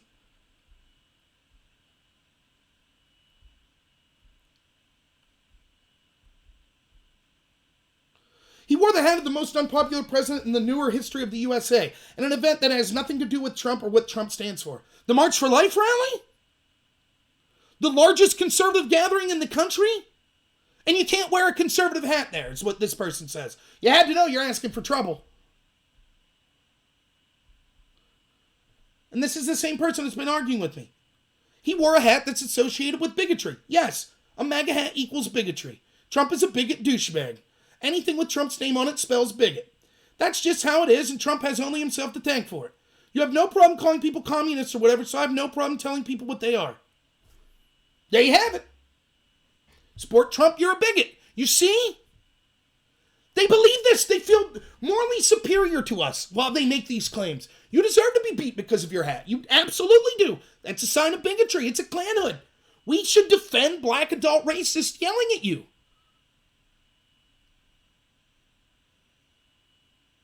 You say one thing. McSally said, what? Said that CNN reporter was like, you're a left-wing hack. Oh my God, how can you call them names? But all the media class and all of them has spent 3 years pushing the lie. Trump's a Nazi. ICE agents are Nazis. ICE facilities are concentration camps. Trump's a racist. All of Trump's supporters are racist. And then, what do you think? When violence predictably happens, well, hey, it's justified. It's okay to punch a Nazi. The media says it's okay to punch a Nazi. They've told you that basically all Trump supporters are Nazis. Meanwhile, yesterday, what happened? Well, we had a Trump supporter who was a boss at a construction site. I did a video on this, and he was killed for being a Trump supporter, and then an American flag was draped over him. At least they think that him being a Trump supporter had part of a motivation. I'm not blaming all the left or the media or anything for this. But they say that just wearing a MAGA hat is racist and a provocation.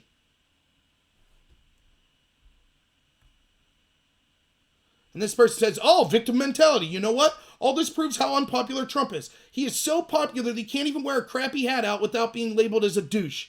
That's the reality, dear sir.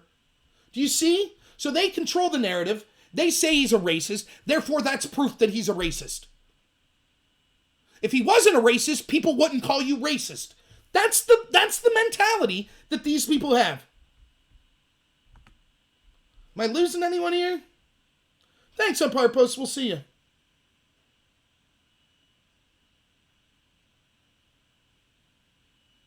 Sassy Fraz says the only identity politics to be played by the right is identifying Dems and stopping their crimes before they occur. The Dem Party should be outlawed at this point. There are right-wing identitarian politics. There are. There are white nationalists. There are people that identify themselves solely based on their race. Those people disgust me as well. If you're saying my race is superior or my race deserves this country for itself, then I'm against you. But that's so fringe on the right.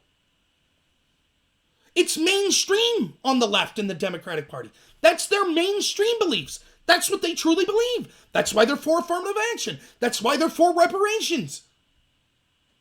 That's why they say hashtag believe all women. What does your gender or your sex have to do with your believability? As if women can't lie. Or as if men can't tell the truth.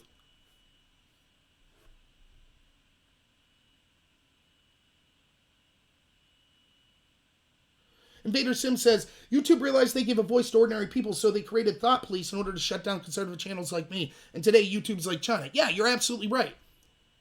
I say this all the time. The real battle is the information battle. The more extreme that the establishment gets, and make no mistake, the Democratic Party is the face of that establishment, the more extreme they get, the tighter they need to control the flow of information. And so they make more draconian measures. They censor us more and more and more. It used to be before the internet, you had to go to the mainstream media to get your news. Now everyone realizes the mainstream media is a joke. The reason they realize it's a joke is because people like me that have been online. So they have to censor us and do what they can to take us out. I think I do pretty good material. I bust my hump. I feel like the James Brown of independent content creators. I'm working 78 hours a week in my real job, and I'm trying to put out 2-3 hour live streams multiple times a week, plus videos every day. You know, I'm trying real hard to get my message out there, but I don't get promoted. Like, I'm always going to be drowned out by YouTube push shadow banning or not pushing me out there and supporting bigger mainstream media places, etc. Now, I'm not whining and complaining. I'm still plugging away. You don't hear me complain about it often, but it's the truth. BD says I'm going to blow a gasket. Trust me, dude. This is, you could ask people who've been here a while. Ask Blase there, which I don't even know if that's how you pronounce your name there, but yeah, sometimes I get really fired up. I had someone tell me the other day, please stop yelling. It's bothering my headphones. So, we'll go on with a couple more of these. Funny, if these kids are so damn innocent, why did I literally just read they may have been expelled from school? Well, I don't know, sir. How come CNN just settled out of court for millions of dollars with Nick Sandmann? Turns out they weren't expelled. Do you see this appeal to authority, the appeal to the mob? Well, they must be guilty because 10,000 people signed a petition demanding they be removed from the school. Therefore, they must be guilty. Do you see how that works?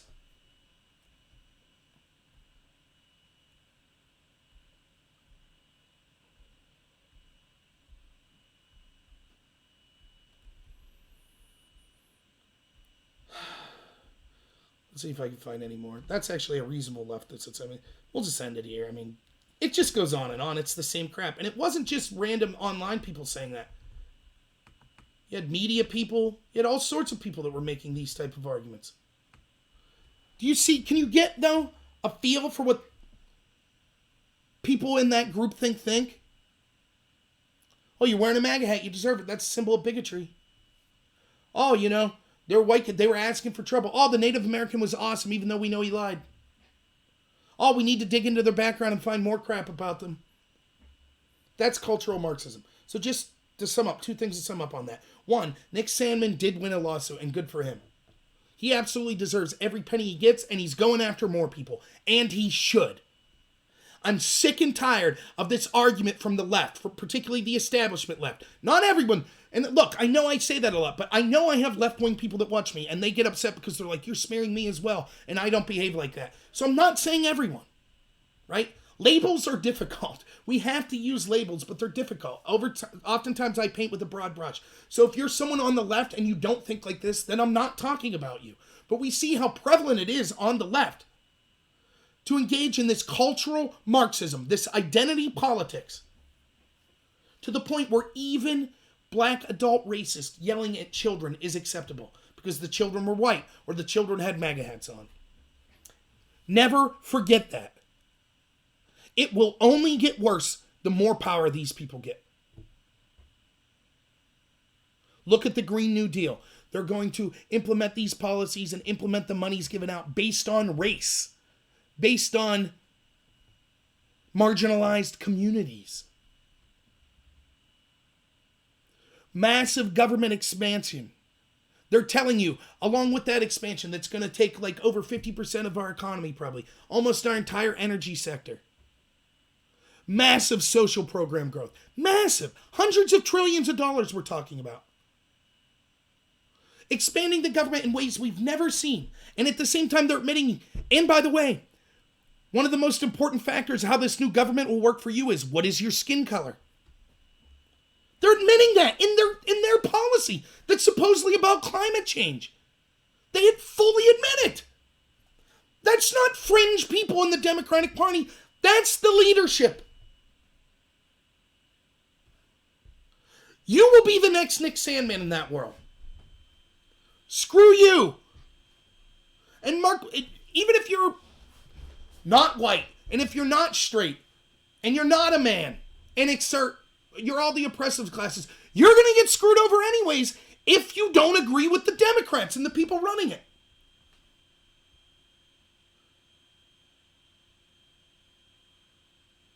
And then what happens? Well, what happened under Mao and Stalin? Get in line or get against the wall. It won't start like that, but that's how it'll end. When you start dividing people based on race, when you start saying, based on your race, you have committed sins, you were born with blood on your hands, when you start making those arguments, while simultaneously giving the people making those arguments massive increase in government control, government violence is the predictable end.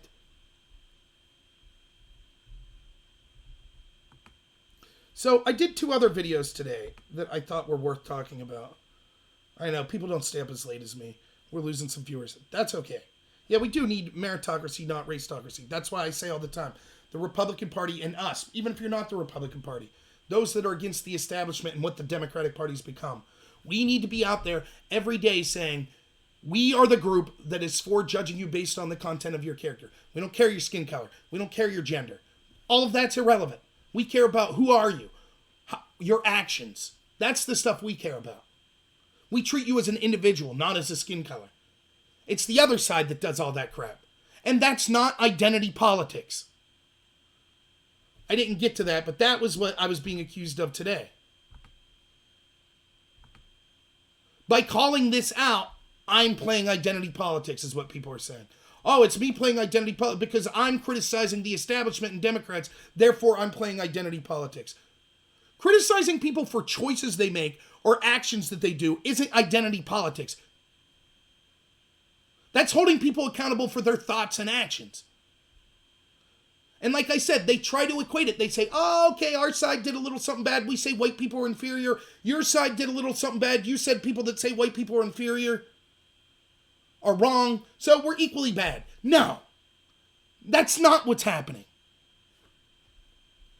So the second story, it's not as interesting, but I do want to cover it, is about Tulsi Gabbard. Tulsi's suing Hillary Clinton.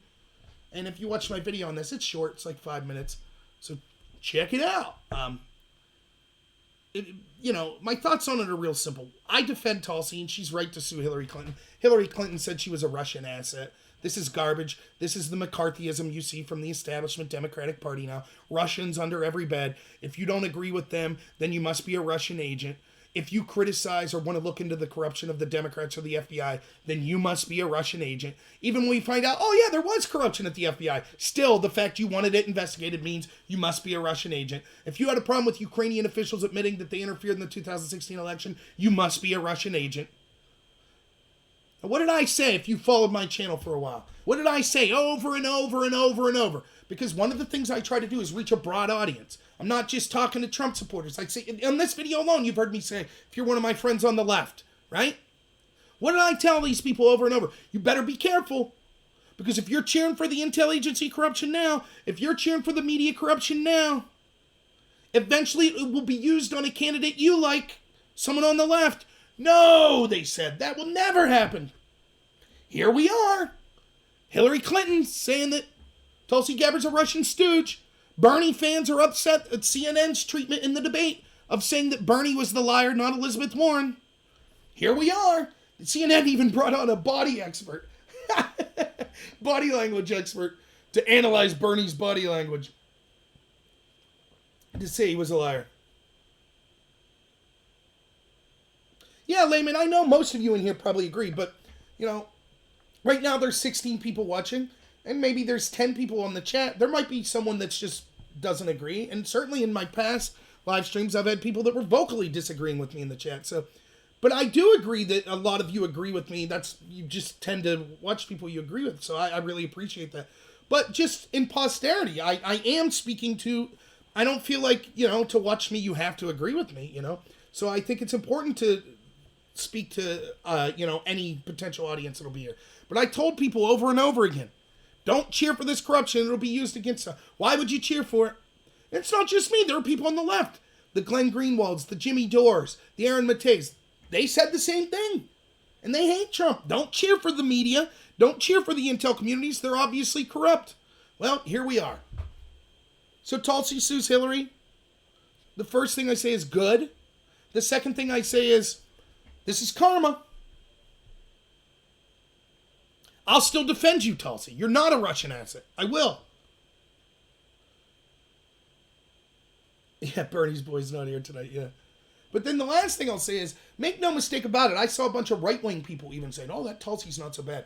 Tulsi, I have so much vitriol for Tulsi Gabbard you can't even imagine. Because when the Democrats started, I said there are two candidates that I could tolerate, that I at least think have integrity. Tulsi Gabbard and Andrew Yang. Yang, I'm still kind of there. Don't like many of his policies, but I think he's someone of integrity. He came out against the impeachment stuff. Tulsi, on the other hand, is the worst of the worst. And here's why. Because she has convinced people that she's a person of integrity. Yet her actions show she is the exact opposite. Tulsi Gabbard came on. You remember the latest smear on Kavanaugh? You remember this? So the smear went something like this. A former attorney that was on the opposite side of Kavanaugh in the Clinton impeachment, so a rival of his, claimed that he heard from someone at a party, he didn't see this, he just heard, but from someone at a party, that Kavanaugh had his pants down when he was in college, and someone else grabbed him in his genitals and pushed it into a woman's hands and face. Now that's sexual assault against Kavanaugh. based on that story. Just because you're a man, if someone grabs your genitals against your wish doesn't mean that it's okay. That's, by definition, sexual assault. But the story was, that's Kavanaugh being a monster. Because someone grabbed his genitals and pushed them into a girl, therefore Kavanaugh's to blame. If it was the opposite, if a woman had her breast out and was celebrating the freedom of having her breast out, and some man grabbed her breast and shoved it in another man's hands and face, do you think they would say, that woman committed sexual assault? Of course not. They'd say, what right did that person have to grab her breast? But, cultural Marxism. Only problem was the alleged victim said it didn't happen and she wasn't a victim. Based on that story, Tulsi Gabbard came out and said, I want an investigation into Kavanaugh. Tulsi Gabbard originally came out after the transcript of Trump's phone call was released and said, no, I don't think there's anything here for an impeachment investigation. After the Democrats gnashed their teeth about it to her for 2 days, she came out and said, I've changed my mind. I'm for an impeachment inquiry. Now, Tulsi knows firsthand how corrupt the intel community is, how corrupt the media is, how corrupt the establishment Democrats are. They smeared her over and over again because she met with Assad, something that I actually had no problem with. They smeared her when she suggested that the chemical attacks that were occurring may not have been from Assad, something she was totally right about. They smeared her when she suggested, as a combat veteran, that we shouldn't be engaged in all these foreign regime change wars. So she knows what these corrupt people are about.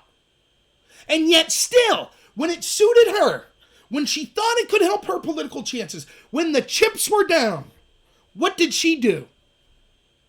She said, I want an investigation of Kavanaugh. I want an impeachment inquiry. Now, yes, when the impeachment inquiry finished, she realized, okay, I need to do something to stand out from the pack, so she voted present and said, Trump's an evil, horrible, racist, crappy person, but I'm not going to vote for this impeachment. And we're supposed to say, oh, how brave. What a hero. She stuck it to the man. She stuck it to the establishment. And now she's out there saying, Hillary Clinton said I'm a Russian asset. How dare she? That damaged me in my campaign. Hey, Tulsi, where have you been for 3 years? That's what Trump's been accused of every single day. Over, not just by Hillary Clinton, by the entire establishment class. The FBI was actually breaking policy to spy on Trump based on that garbage accusation. Where was Tulsi complaining about the FBI? But I gotta listen to some even right-wing people that are like, oh, that Tulsi's brave. She's suing Hillary. Good for her. Yes, good for her for that. But she's a crappy hypocrite. I would never vote for her. And I would have been someone who would have considered a vote for her, even though I hate her policies, if she ran against someone other than Trump, like an establishment Republican. But not now. Just like Bernie, she proves herself to be an establishment hypocrite when it mattered most. When she could have put herself on the line and said, no, this Russia smears on Trump's garbage. No, these smears on Kavanaugh are garbage. No, this impeachment investigation is garbage. When she had the chance to do it, she didn't say crap. She went completely with the intel agencies, completely with the corrupt media.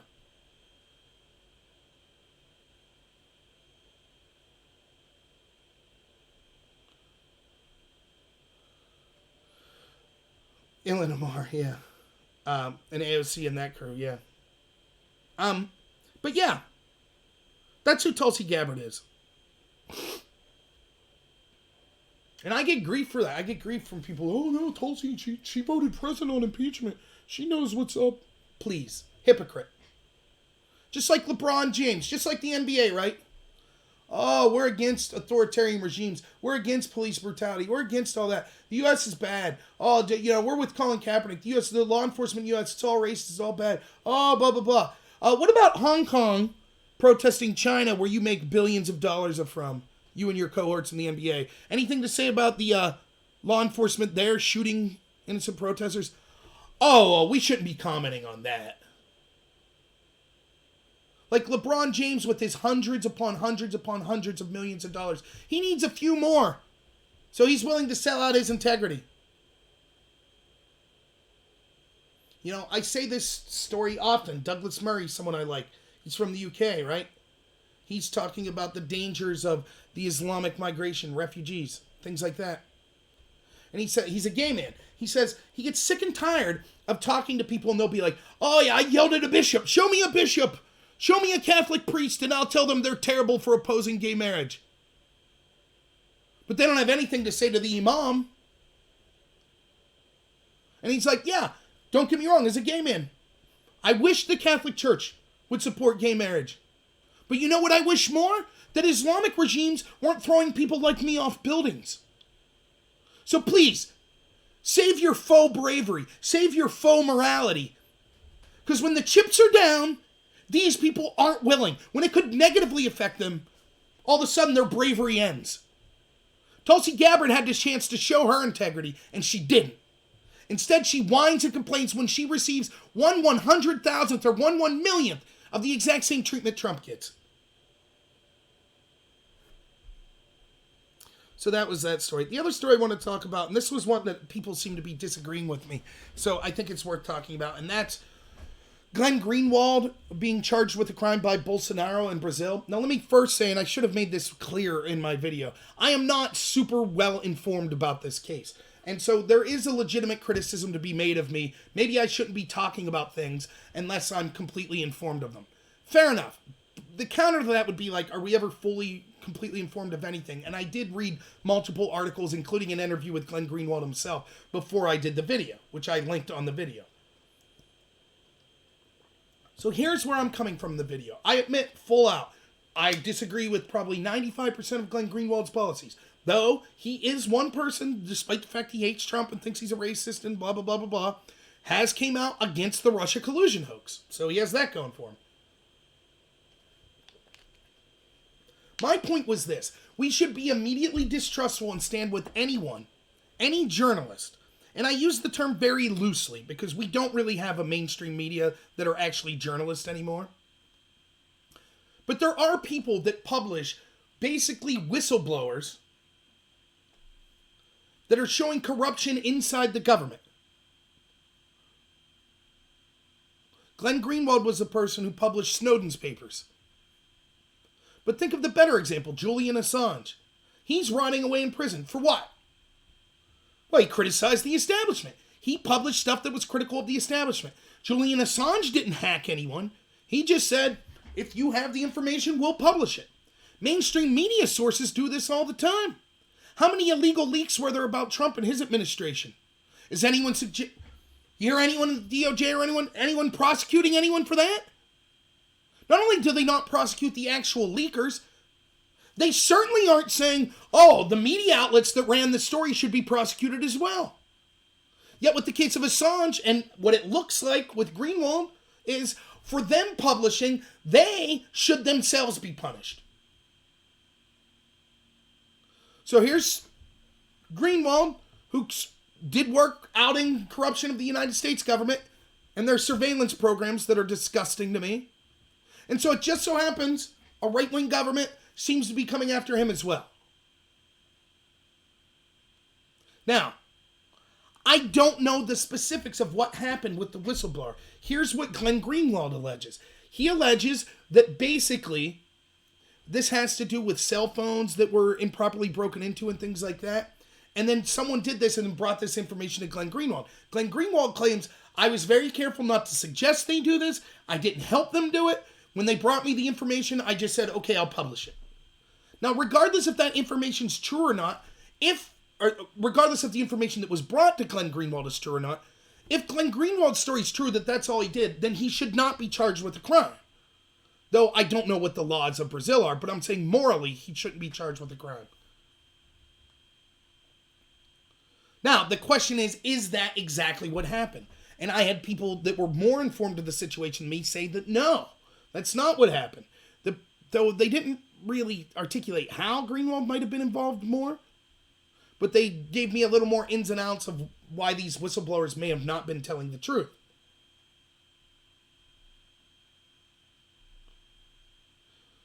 So it sounds boring.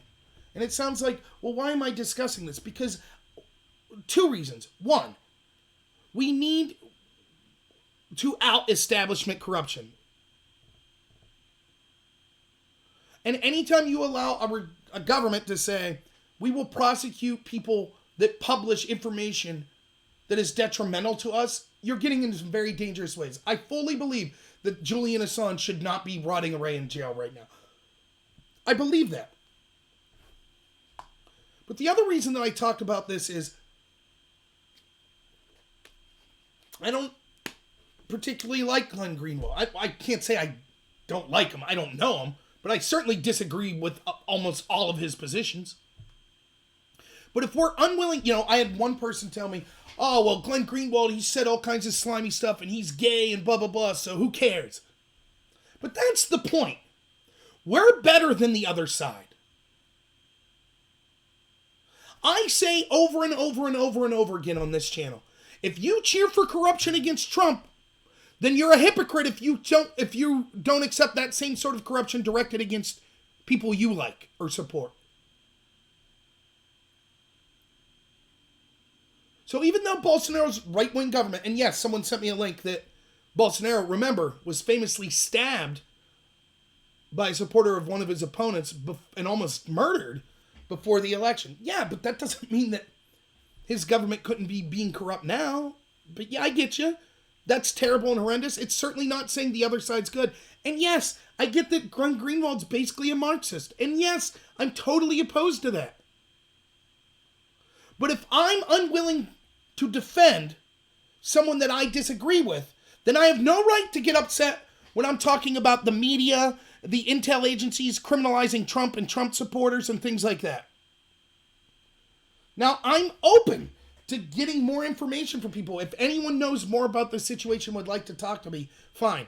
But my initial reaction and my go-to is always going to be skeptical of governments arresting people that publish negative information about them.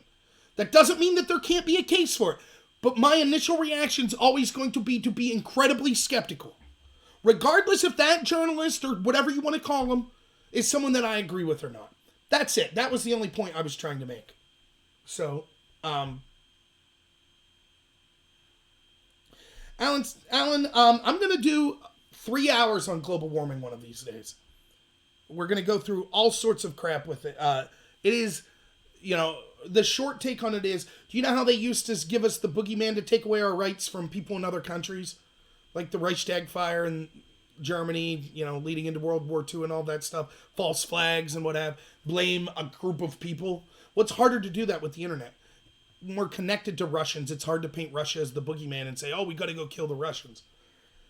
So they've replaced that with the climate. They've replaced that with something that you really can't see and don't know much about. And that's the boogeyman. And it's so successful. People now are willing to give up all their freedoms, all their wealth, all of their private property, all their liberty in the name of fighting some boogeyman that they can't see. That even the most, not the most critical, but the most cited scientific journals talk about like a 1.5 degree increase in temperature over the next 100 years, Celsius. George Carlin said it best. When you hear people talk about climate change, about the environment and things like that, they're not saying they're worried that the world will end. They're saying that they're worried their situation will be less comfortable or it will affect them personally. That's what they're worried about. As Carlin said, the earth will shake us off like a bad case of fleas. If we screw with the climate too much, then humans will die. Earth will go on. It's a power grab. That's all it is. It is the new and most exciting and effective way to achieve their globalist dreams, to take away the rights, the freedom, and the economic viability of the middle class, which is the biggest impediment to their globalist dreams. That's what climate change is about. That doesn't mean we shouldn't be worried about environmental crisis or that we can't even talk about climate change. That's not what I'm suggesting. It's the same routine they do with guns. Someone got shot, therefore we need to take your rights away. There was a tornado, therefore we need to take your rights away. Same thing. Exact same playbook.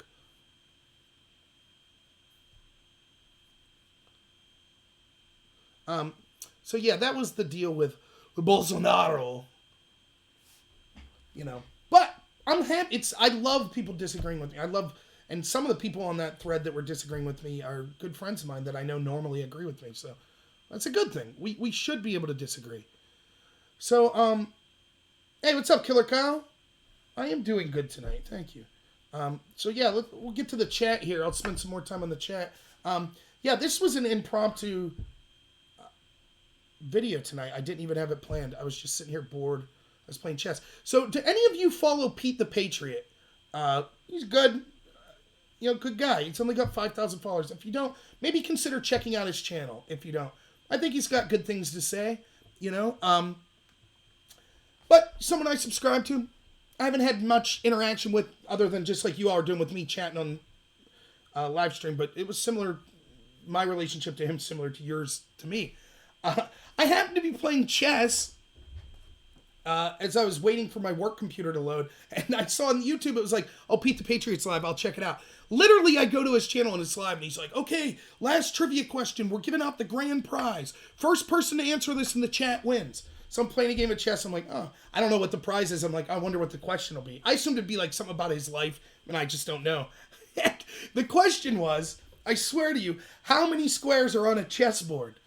As I'm playing a game of chess, which I knew that anyways, but I'm like, 64. And he's like, "Yeah, Rob, you win. I won the grand prize." I was on for like 30 seconds. I was like, "Oh." So it was cool. It was a piece of barbed wire from the DMZ and Korea. So I was like, "Yeah, that's cool." But yeah, if any of you follow Pete the Patriot, I thought that was interesting. Oh, the Siggies. Yeah.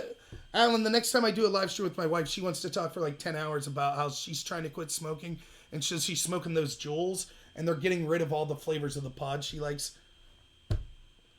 This is America. You want to smoke Gatorade-flavored vapes? You should be allowed. It's ridiculous. But yeah, I thought that was funny with Pete the Patriot. So let's brag me up for a minute, if I may.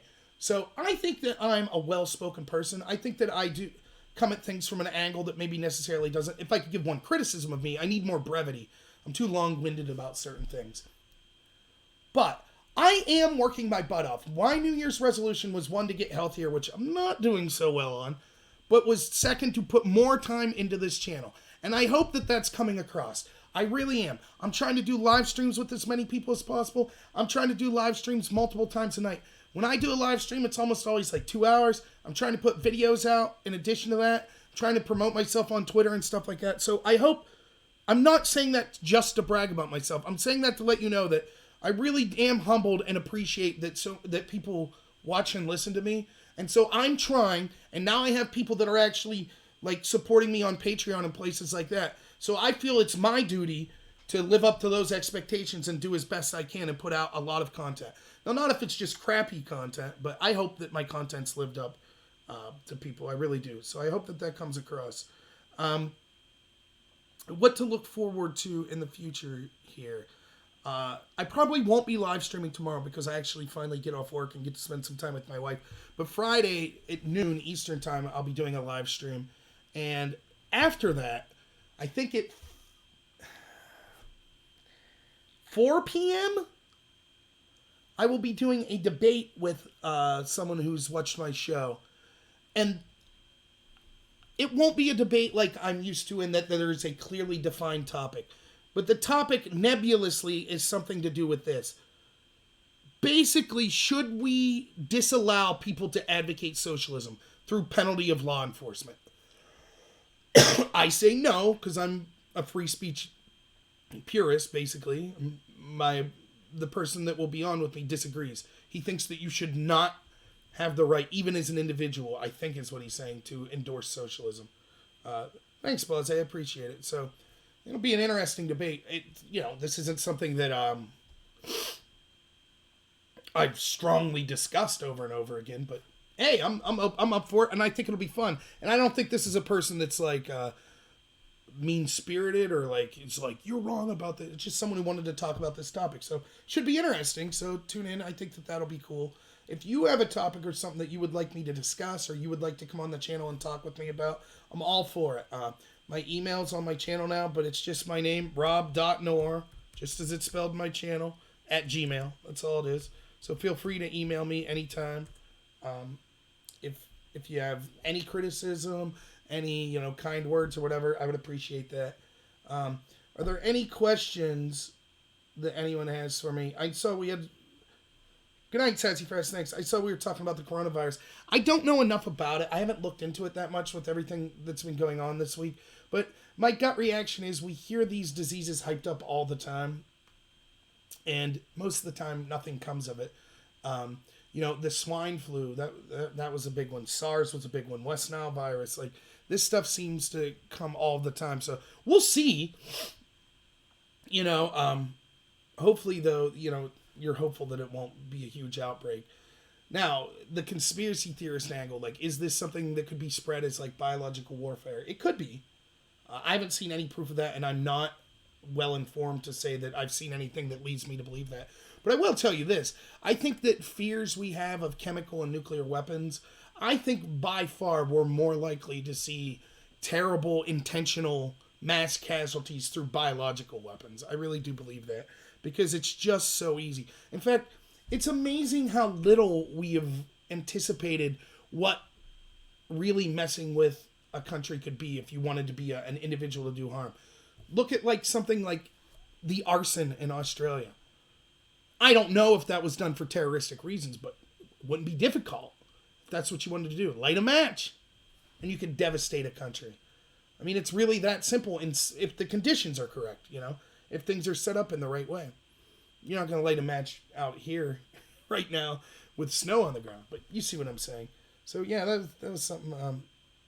Hey, what's up, Diana? Thanks for being here. So, yeah, we're just wrapping up, but if anyone has any questions for me, it'd be about personal life, about a political issue or non-political issue, we'll leave it up to you all. EMP, solar flare, yeah, both of those. I mean, EMP was really frightening. Solar flares, I mean, I won't claim to be the most educated person on the climate change debate, but it seems evident to me that solar behavior and things like solar flares have far greater impact on not just climate change, but a potential like one-shot impact. Like an incredible solar flare would have the chance to do all sorts of danger to us and damage to our country. So yeah, I mean, those are definitely bigger threats. It is cold here, but it's not too bad. Our winter's been pretty mild. I'm in northwestern PA, about an hour and a half northeast of Pittsburgh is where I'm at, in a small town. So the weather's been okay. It's gray and crappy, but it hasn't been like 12 inches of snow or anything, or too cold. Yeah. So if no one has any specific questions for me, Killer Kyle wants, so I am going to probably run for office in 2022. How am I funding it? I don't know. I will take donations. There's a question about taking donations from people online, though. For example, I can't take donations from anyone who's outside of the country. That's not allowed. That's against the law. So I'd have to make sure that the people donating me money were from within the United States. You have to set up, some of you know more than this on me, but I have people that I'll be working with that'll be setting up the paperwork and the accounts and things like that. You have to set up like a trust. So we'll be doing stuff like that. But when it comes to that point, I will be accepting donations. If you donate to me now, and I say this expressly, one, because it's honest, but second, because I want this on video, any donation that you would send to me right now, any, is not going to my campaign, period. It is going to my channel. I just want to make that clear. If you send me money now, it is not going to my campaign right now. I will let you know once I start a campaign and how to donate to that campaign. And the reason I say that is because I'm not double checking if someone sends me something on Patreon that they're from the United States. I'm not checking that. So I just want to make it clear. I'm not committing any campaign finance violations. I will be totally on the up and up. One of the things about me when I run for office is I am running so that I could sleep with myself at the end of the night too, which means I'm not going to lie about issues because I think it'll help my chances. I'm not going to pretend to be someone I'm not because I think it'll help my chances. I'm not going to accuse people of things I know I've personally done, like telling insensitive jokes or something like that. So that's how I will live with myself. So I'm not going to try to skirt any rules whatsoever because I'm tired of corruption in politics. So I will do everything by the book, even if it's detrimental to me. Let's see. I got a vehicle that runs on points and condensers on total. Yeah, I mean, Layman, yeah, there's a lot of crazy stuff going on. And what's the big issue? Impeachment? That's just the United States, you know?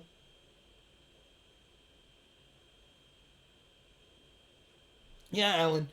There's all kinds of shadiness that goes through that makes you question the convenience of some of these things, like where the fires are. Now, I can't prove anything like that. That's not my area of expertise. But, I say this all the time. After the Epstein thing, I don't know how anyone in good conscience could make fun of anyone for anything they think that could potentially be a conspiracy. I ain't going to make fun of someone who wants to look for Bigfoot every weekend. If the people that run this country are telling me that the most important prisoner probably in the last 50 years in our country, who was basically let go with a slap on the wrist when they had him dead to rights running a sex trafficking ring with underagers, tried to kill himself in prison, but for some reason wasn't on suicide watch, had 2 inept guards that fell asleep, didn't have cameras on him inside his cell, ended up with ligature marks on his neck that didn't match the actual noose that he supposedly found in the cell, and even the cameras outside of the cells in the hallways both malfunctioned at the same time, and the footage of his supposed first suicide attempt has now accidentally been lost forever. But he killed himself. Epstein killed himself. That's the official narrative. That's Bill Barr's narrative. Trump's DOJ. For those of you that think, oh, Bill Barr, he's a hero. He'll do the right thing. That's his narrative. That Epstein killed himself. That's coming from him. So if that's the official narrative that all the people in power believe in our country, I ain't going to make fun of anyone if they're flat earthers. It's like, hey, that's less crazy than what they believe, the people in charge. So, where's my campaign headquarters going to be? Oh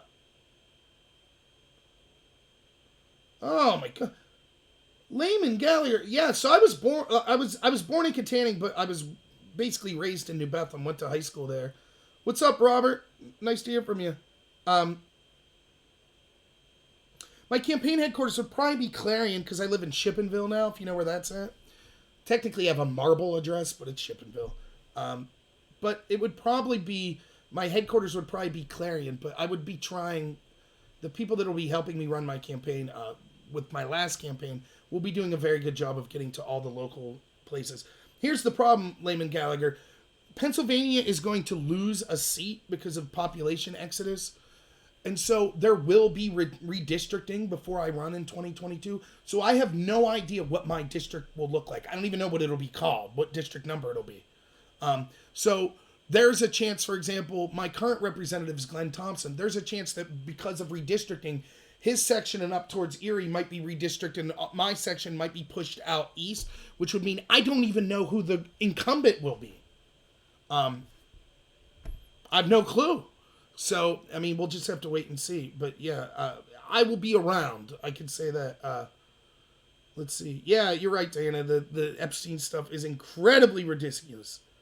Yeah, and you're right. Barr was wrong on that. Look, I'm pessimistic on Barr. I am. Not just Barr, on everything.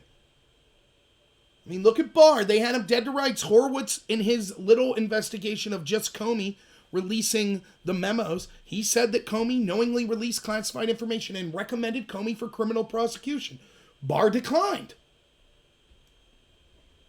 We'll see what Huber does. We'll see what comes of that investigation. If I'm a Trump supporter, and I'm someone who is appalled and disgusted. In fact, I would say I'm right up there with the most disgusted people about the abuses of the FBI. I talk about it almost every day on this channel. I think as articulately as anyone. If the people under Trump do not prosecute any of those people, if there aren't criminal charges for those people, then Trump, sorry dude, it's going to happen to you again. There's only so much. I'll continue to fight against that corruption, but there's so many people that are like, well, if we out the corruption, that's a victory. No, it's not. If you out the corruption and the corrupt people don't pay any price, then they'll continue to be corrupt. You remember in 2008 when we bailed out all of these bankers? Remember that? See, what these bankers did was they took a bunch of these shoddy mortgages and they bundled them with good mortgages and they sold them to places like your 401k and your savings accounts and things like that, the people that were managing them. And they said, oh, these are all rated A+ mortgages, which means they'll all get paid back. So you're making money. You invest in these bundles of mortgages now, and then as that money gets paid back on the mortgages, you're making money. And a bunch of people did this. And they gambled. They knew that this was rotten. These bankers knew that, right? They knew that it was unethical and rotten and illegal in many cases, but they did it anyways. And they got filthy, stinking rich doing it. But then, eventually, chickens came home to roost. And so what happened? Well, you gambled, and when you were winning, when you were throwing those dice and they were coming up sevens, you kept the money. But then as soon as you got snake eyes, what happened? Oh, we need the people to bail us out. And so that's what happened. We bailed out those bankers. Now, how many of those bankers went to prison? That's how many. 0. And guess what? It's going to happen again. Why? Because no one was punished. Think about it. You think people that got filthy, stinking rich and then face no consequences aren't going to continue to say, oh, okay, well, we're going to do the same thing. It's the same with the corrupt people at the intel agencies. It's the same with the corruption in the FBI. They got away with it. The public knows about it. There's not a huge public outcry to be dealt with. The Republicans are basically silent on it. No one's going to jail yet. So, they'll do it again. Dershowitz was named by one of the Epstein accusers. That's right, he was. He absolutely was. And was the lawyer for Epstein when he got his sweetheart deal, was one of his lawyers.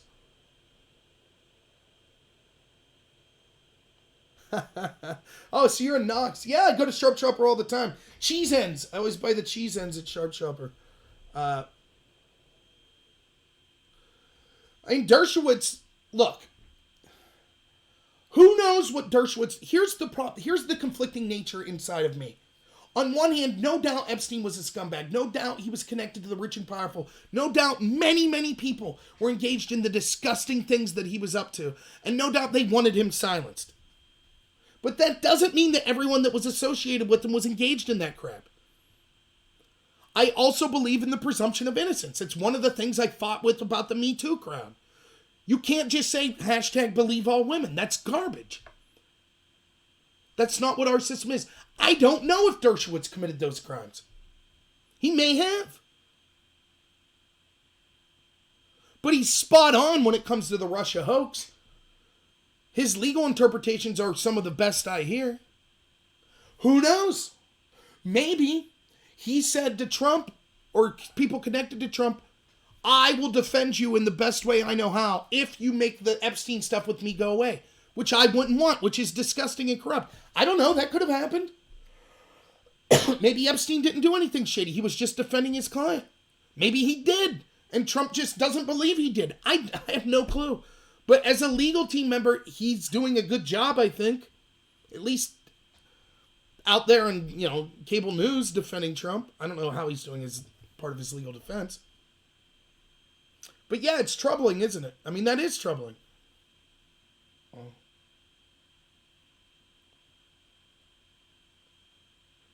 Thank you, Robert. I really appreciate it. Yeah. Now, listen, there is a chance, and I say this because I'm trying to be someone with integrity. There's a chance I won't run.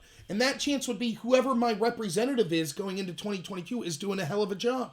If they're doing a good job, that's great. Then I'll support them and I won't run. For me, it's not about getting a job. Oh, I want to be representative. That's not what it's about. It's I'm running because I'm upset that the things I care about aren't being dealt with. Like the coup against our president. I don't think my representative's doing a very good job against it. So I'm going to run. If he starts to do an awesome job, or if I get redistricted and the person that's put there is doing an awesome job, then I wouldn't run. But I'd say the chances of that are slim, because there aren't many people doing an awesome job. Yeah, and you're right, Invader Sim, there will be an economic collapse. The conspiracy theorist to me says they'll make it happen before the election, so that it harms Trump's chances, but we'll see. I mean, the Federal Reserve's a joke. Ron Paul was absolutely right. Well, we could talk about the Federal Reserve some night and how ridiculous it is.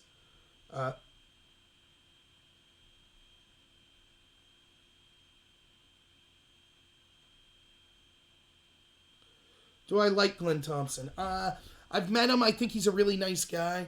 I agree with him on some of the positions. I do not think he's done a very good job at all on the Russia hoax, the impeachment stuff, the FBI corruption. I don't see them. Look, okay, so picture this, okay? I run for the special election in Tom Marino's seat, right? The reason that I chose to run there was before that, I suggested that I might run in my district some point. And the local Republicans did not seem too thrilled with that because they felt like that's stepping on people's toes. In other words, they don't want primaries. I get the vibe. So the special election was a chance. There wasn't an incumbent. There wasn't a primary. So that seemed like a chance to run. Of course, then the argument was, well, you live just outside the district, so therefore you shouldn't be running in this district, even though you're legally allowed. Which I said, I know, and I know that's a big stumbling block, and if you don't want to vote for me because of that, that's fine. But let's be honest, rural Pennsylvania, our districts used to be, before the redistricting, I was part of that district. So it wasn't that I moved, it's that the map moved, is what I'm trying to say. But anyways, there were a lot of people that didn't want to vote for me because of that reason, which is fair enough, that's fine. And there were a lot of people that thought I shouldn't even be running because of that reason. Again, fair enough. But when I ran, one of the things I tried to articulate, now think of what this was. We knew because the elections were over in 2018. The Republican won, but then he got ill and had to step down. So there was going to be a new election. The special election I ran as a Republican was going to pit us up against whoever won whoever was appointed by the Democrats. It happened to be the same person who lost the election in 2018. So you're following me? This all sounds confusing, but you'll see it's simple what I'm getting to at the end. We already knew what the results were of the 2018 election, and is what I'm trying to say. We knew that this one vote, this one congressperson would not shift the balance of power. The Democrats won the House. Right? So one of the points that I tried to make to the voters is, listen, I understand policies are important. They're very important, right? And you want people out there, your representative, to passionately be arguing policies that benefit the constituents of the district. Absolutely. But also think pragmatically. Whoever won that special election, there was not one issue, not one. They were not going to cast one vote that would matter. Because the Democrats are all going to stick together as a block. It's not like you're going to get 60, 70 Democrats that maybe will vote for your, whatever your bill is that you wanted to pass. So yes, advocating the policies was important. But almost just as important, if not more important, was you wanted to elect someone who is a passionate and articulate person that could speak to the normal Americans, to go on national TV, to have a platform to reach as many people as possible, to encourage that our side wins in 2020. To talk about the dangers of having the establishment Democrats get positions of power. That's then, once you start to get more of those seats back in the House, now your plans, now that's when you want someone who's really good at coming up with policies and endorsing, right? Do you see what I'm saying? So that's one of the things that I thought was very important. And so I asked myself, the person who won that district, that beat me, that actually won, his name was Fred Keller, or Glenn Thompson, do you see them every day on TV? Do you see them talking about the FBI corruption? Do you see them talking about the Russia collusion hoax? Do you see them talking about the impeachment coup? Not so much. What is more important? What are they working on that's more important? That's why I'm running. So do I like Glenn Thompson? Yeah, I think he seems like a nice guy. But I'm going to run against him. I'm not going to run a campaign that's like, this guy sucks. He's terrible. He did this in high school. That's not how I would do things if he would be the person I'm running against. But that's the truth. You know, if Glenn was in front of me right now, I'd tell him the same thing. Maybe he'd say, look, I've done more than you're aware of. Here's what I've done. Okay, maybe so. We could have that discussion. But that's how I feel. Mike Kelly I like. I really like Mike Kelly. I had a 30-minute conversation with Mike Kelly once about Obamacare before the 2016 election. I thought he was smart, he's articulate, he's passionate, and he also has a way of being able to explain things to the average person, which is a great combination. So yeah, I like Mike Kelly. Yeah, our governor's terrible. Yeah, the Dems did hate the old Mems. No, I'm against gerrymandering too, I guess. I don't know who's to blame the most or anything like that. I'm not getting into that. But hey, let the chips fall where they may. The district shouldn't look like a puzzle. Just bam. You know. Yeah, Kelly did have a difficult time. My district's, if I would win a primary, I would win. The Republicans are going to win my district. Just like District 12 that I ran for. The Republicans, that was the most conservative district. So, yeah, that was going to happen. So, yeah, that's the plan when it comes to running for office. So, just the takeaways from that. Please, if you're donating money to me now, it is just going to the channel. I don't want to mislead people and say, hey, I'd like to support this guy for Congress. I'll send him $20 on PayPal or I'll Patreon him. That money will not go. It will not go to a campaign round. And I'm saying that because it could be potential campaign violations if it was. So I'm just being as honest as possible. If you want to donate to the campaign, if and when I run, I'll have information on that. But, don't I don't want to mislead anyone. I really don't. So, fake a break. I got to be heading out of here soon anyways. I'm starting to get a little sleepy. You know what? I've been watching Judge Judy on YouTube. I'm watching me some Judge Judy. I love Judge Judy. Endorsed Bloomberg, though? Come on, Judge Judy. Come on. You could do better than that. We got Conor McGregor, though, endorsing Trump. I watched that fight the other day. Fantastic. Yeah, I agree, Layman. I think, yeah, it is moving further right. And I don't mind, like, a lot of the Democrats around here aren't, like, radical Democrats. I still would never vote for them because of their party. But, like the Democrat that ran locally here in Clarion, he didn't win, but that ran for state government. He huge Second Amendment advocate, I think he was pro-life as well. So, yeah, gratitude's fine. And look, I talk about this a lot. I trust that the people that are in here now that stuck this out with me, my impromptu live show till 2:15, I don't have a problem talking to you all about this. Here's the truth about me, and it's something that I need to get better running for office too. I don't like talking myself up. Now, I love talking myself up in the context of like being joking around and bragging or something like that. But in a serious way, not so much. Because I think if I really, really am honest with you, I think the people that are out there working on farms or truck driving or welding and stuff every day are doing more for this country than I am. So to sit here and brag about myself seems like garbage. That's how I feel. I think that veterans have done way more than I'll ever do. So that's just how I feel. But I also understand that if you're going to run for office, you have to talk yourself up. I understand if you have a YouTube channel and you're trying to reach more people, you have to ask for support, whether it be monetary support or support of people liking and subscribing. I don't like doing it. I assure you, like, my wife picks on me all the time. She'll hear me end a video and she'll be like and subscribe, like making fun of me, which it is funny. So it's not something that I'm necessarily the most comfortable with. So I want to make it abundantly clear. Yes, I'll say, check out my description if you want to support me on Patreon or PayPal. You can follow me on BitChute or Twitter. Those are free. You don't have to pay money. But those links are all in the description. But I try to always say, don't feel obligated to donate to me. I'm not going to stop my channel if I don't get money. That's not what it's about. I've been doing this since August of 2018, I believe, so a year and a half. I haven't received one dime. I ran for office. It cost me $6,000. I didn't receive one dime for that.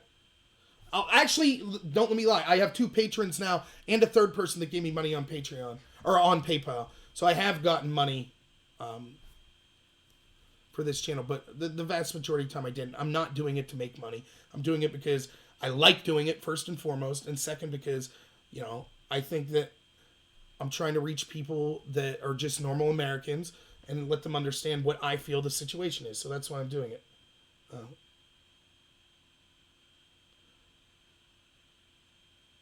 Yeah, so I'm on a mobile setup here because I'm at work, but I'm off. I have to stay at my place of work, but I'm off the clock.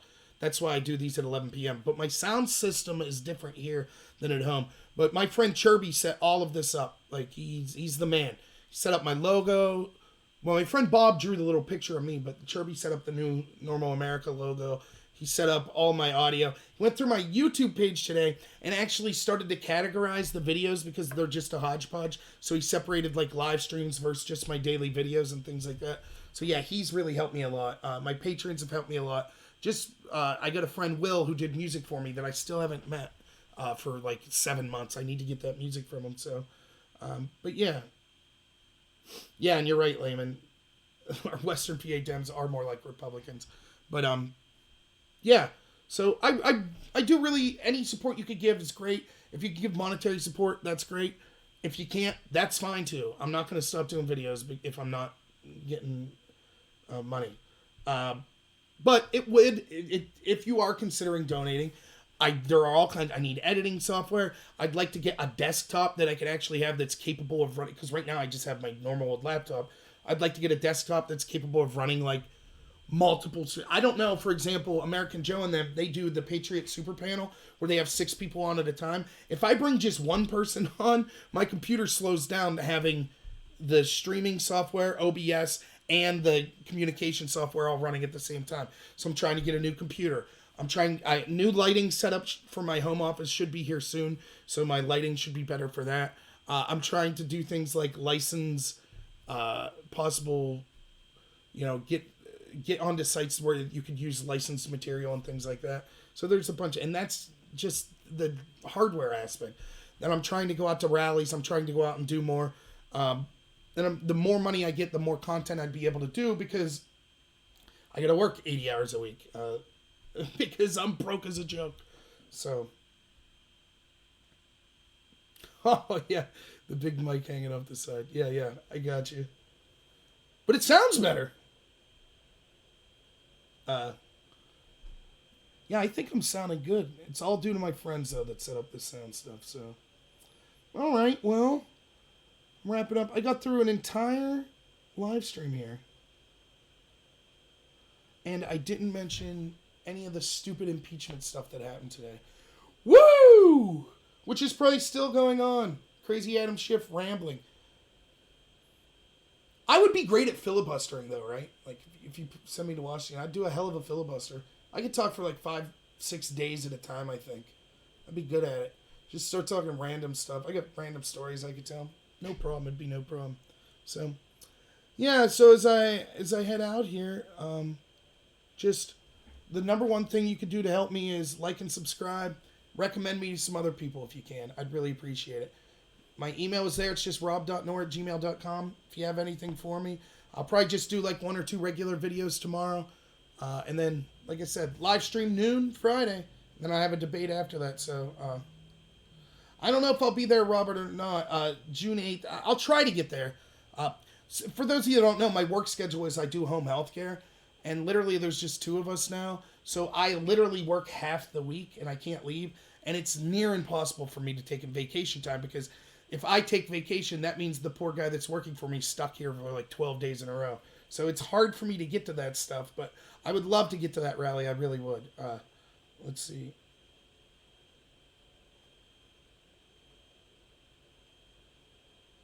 So thank you, Killer Kyle. I really appreciate it. You guys are the best. Honestly. And let me just say another reason that you guys are the best. I truly mean this. So this Bernie supporter's been on my live chat the past couple times. There hasn't been anyone calling to ban him. There hasn't anyone that's like, oh, I'm flustered, I'm leaving because of this person. Kudos to you. Best audience I've seen. Fantastic.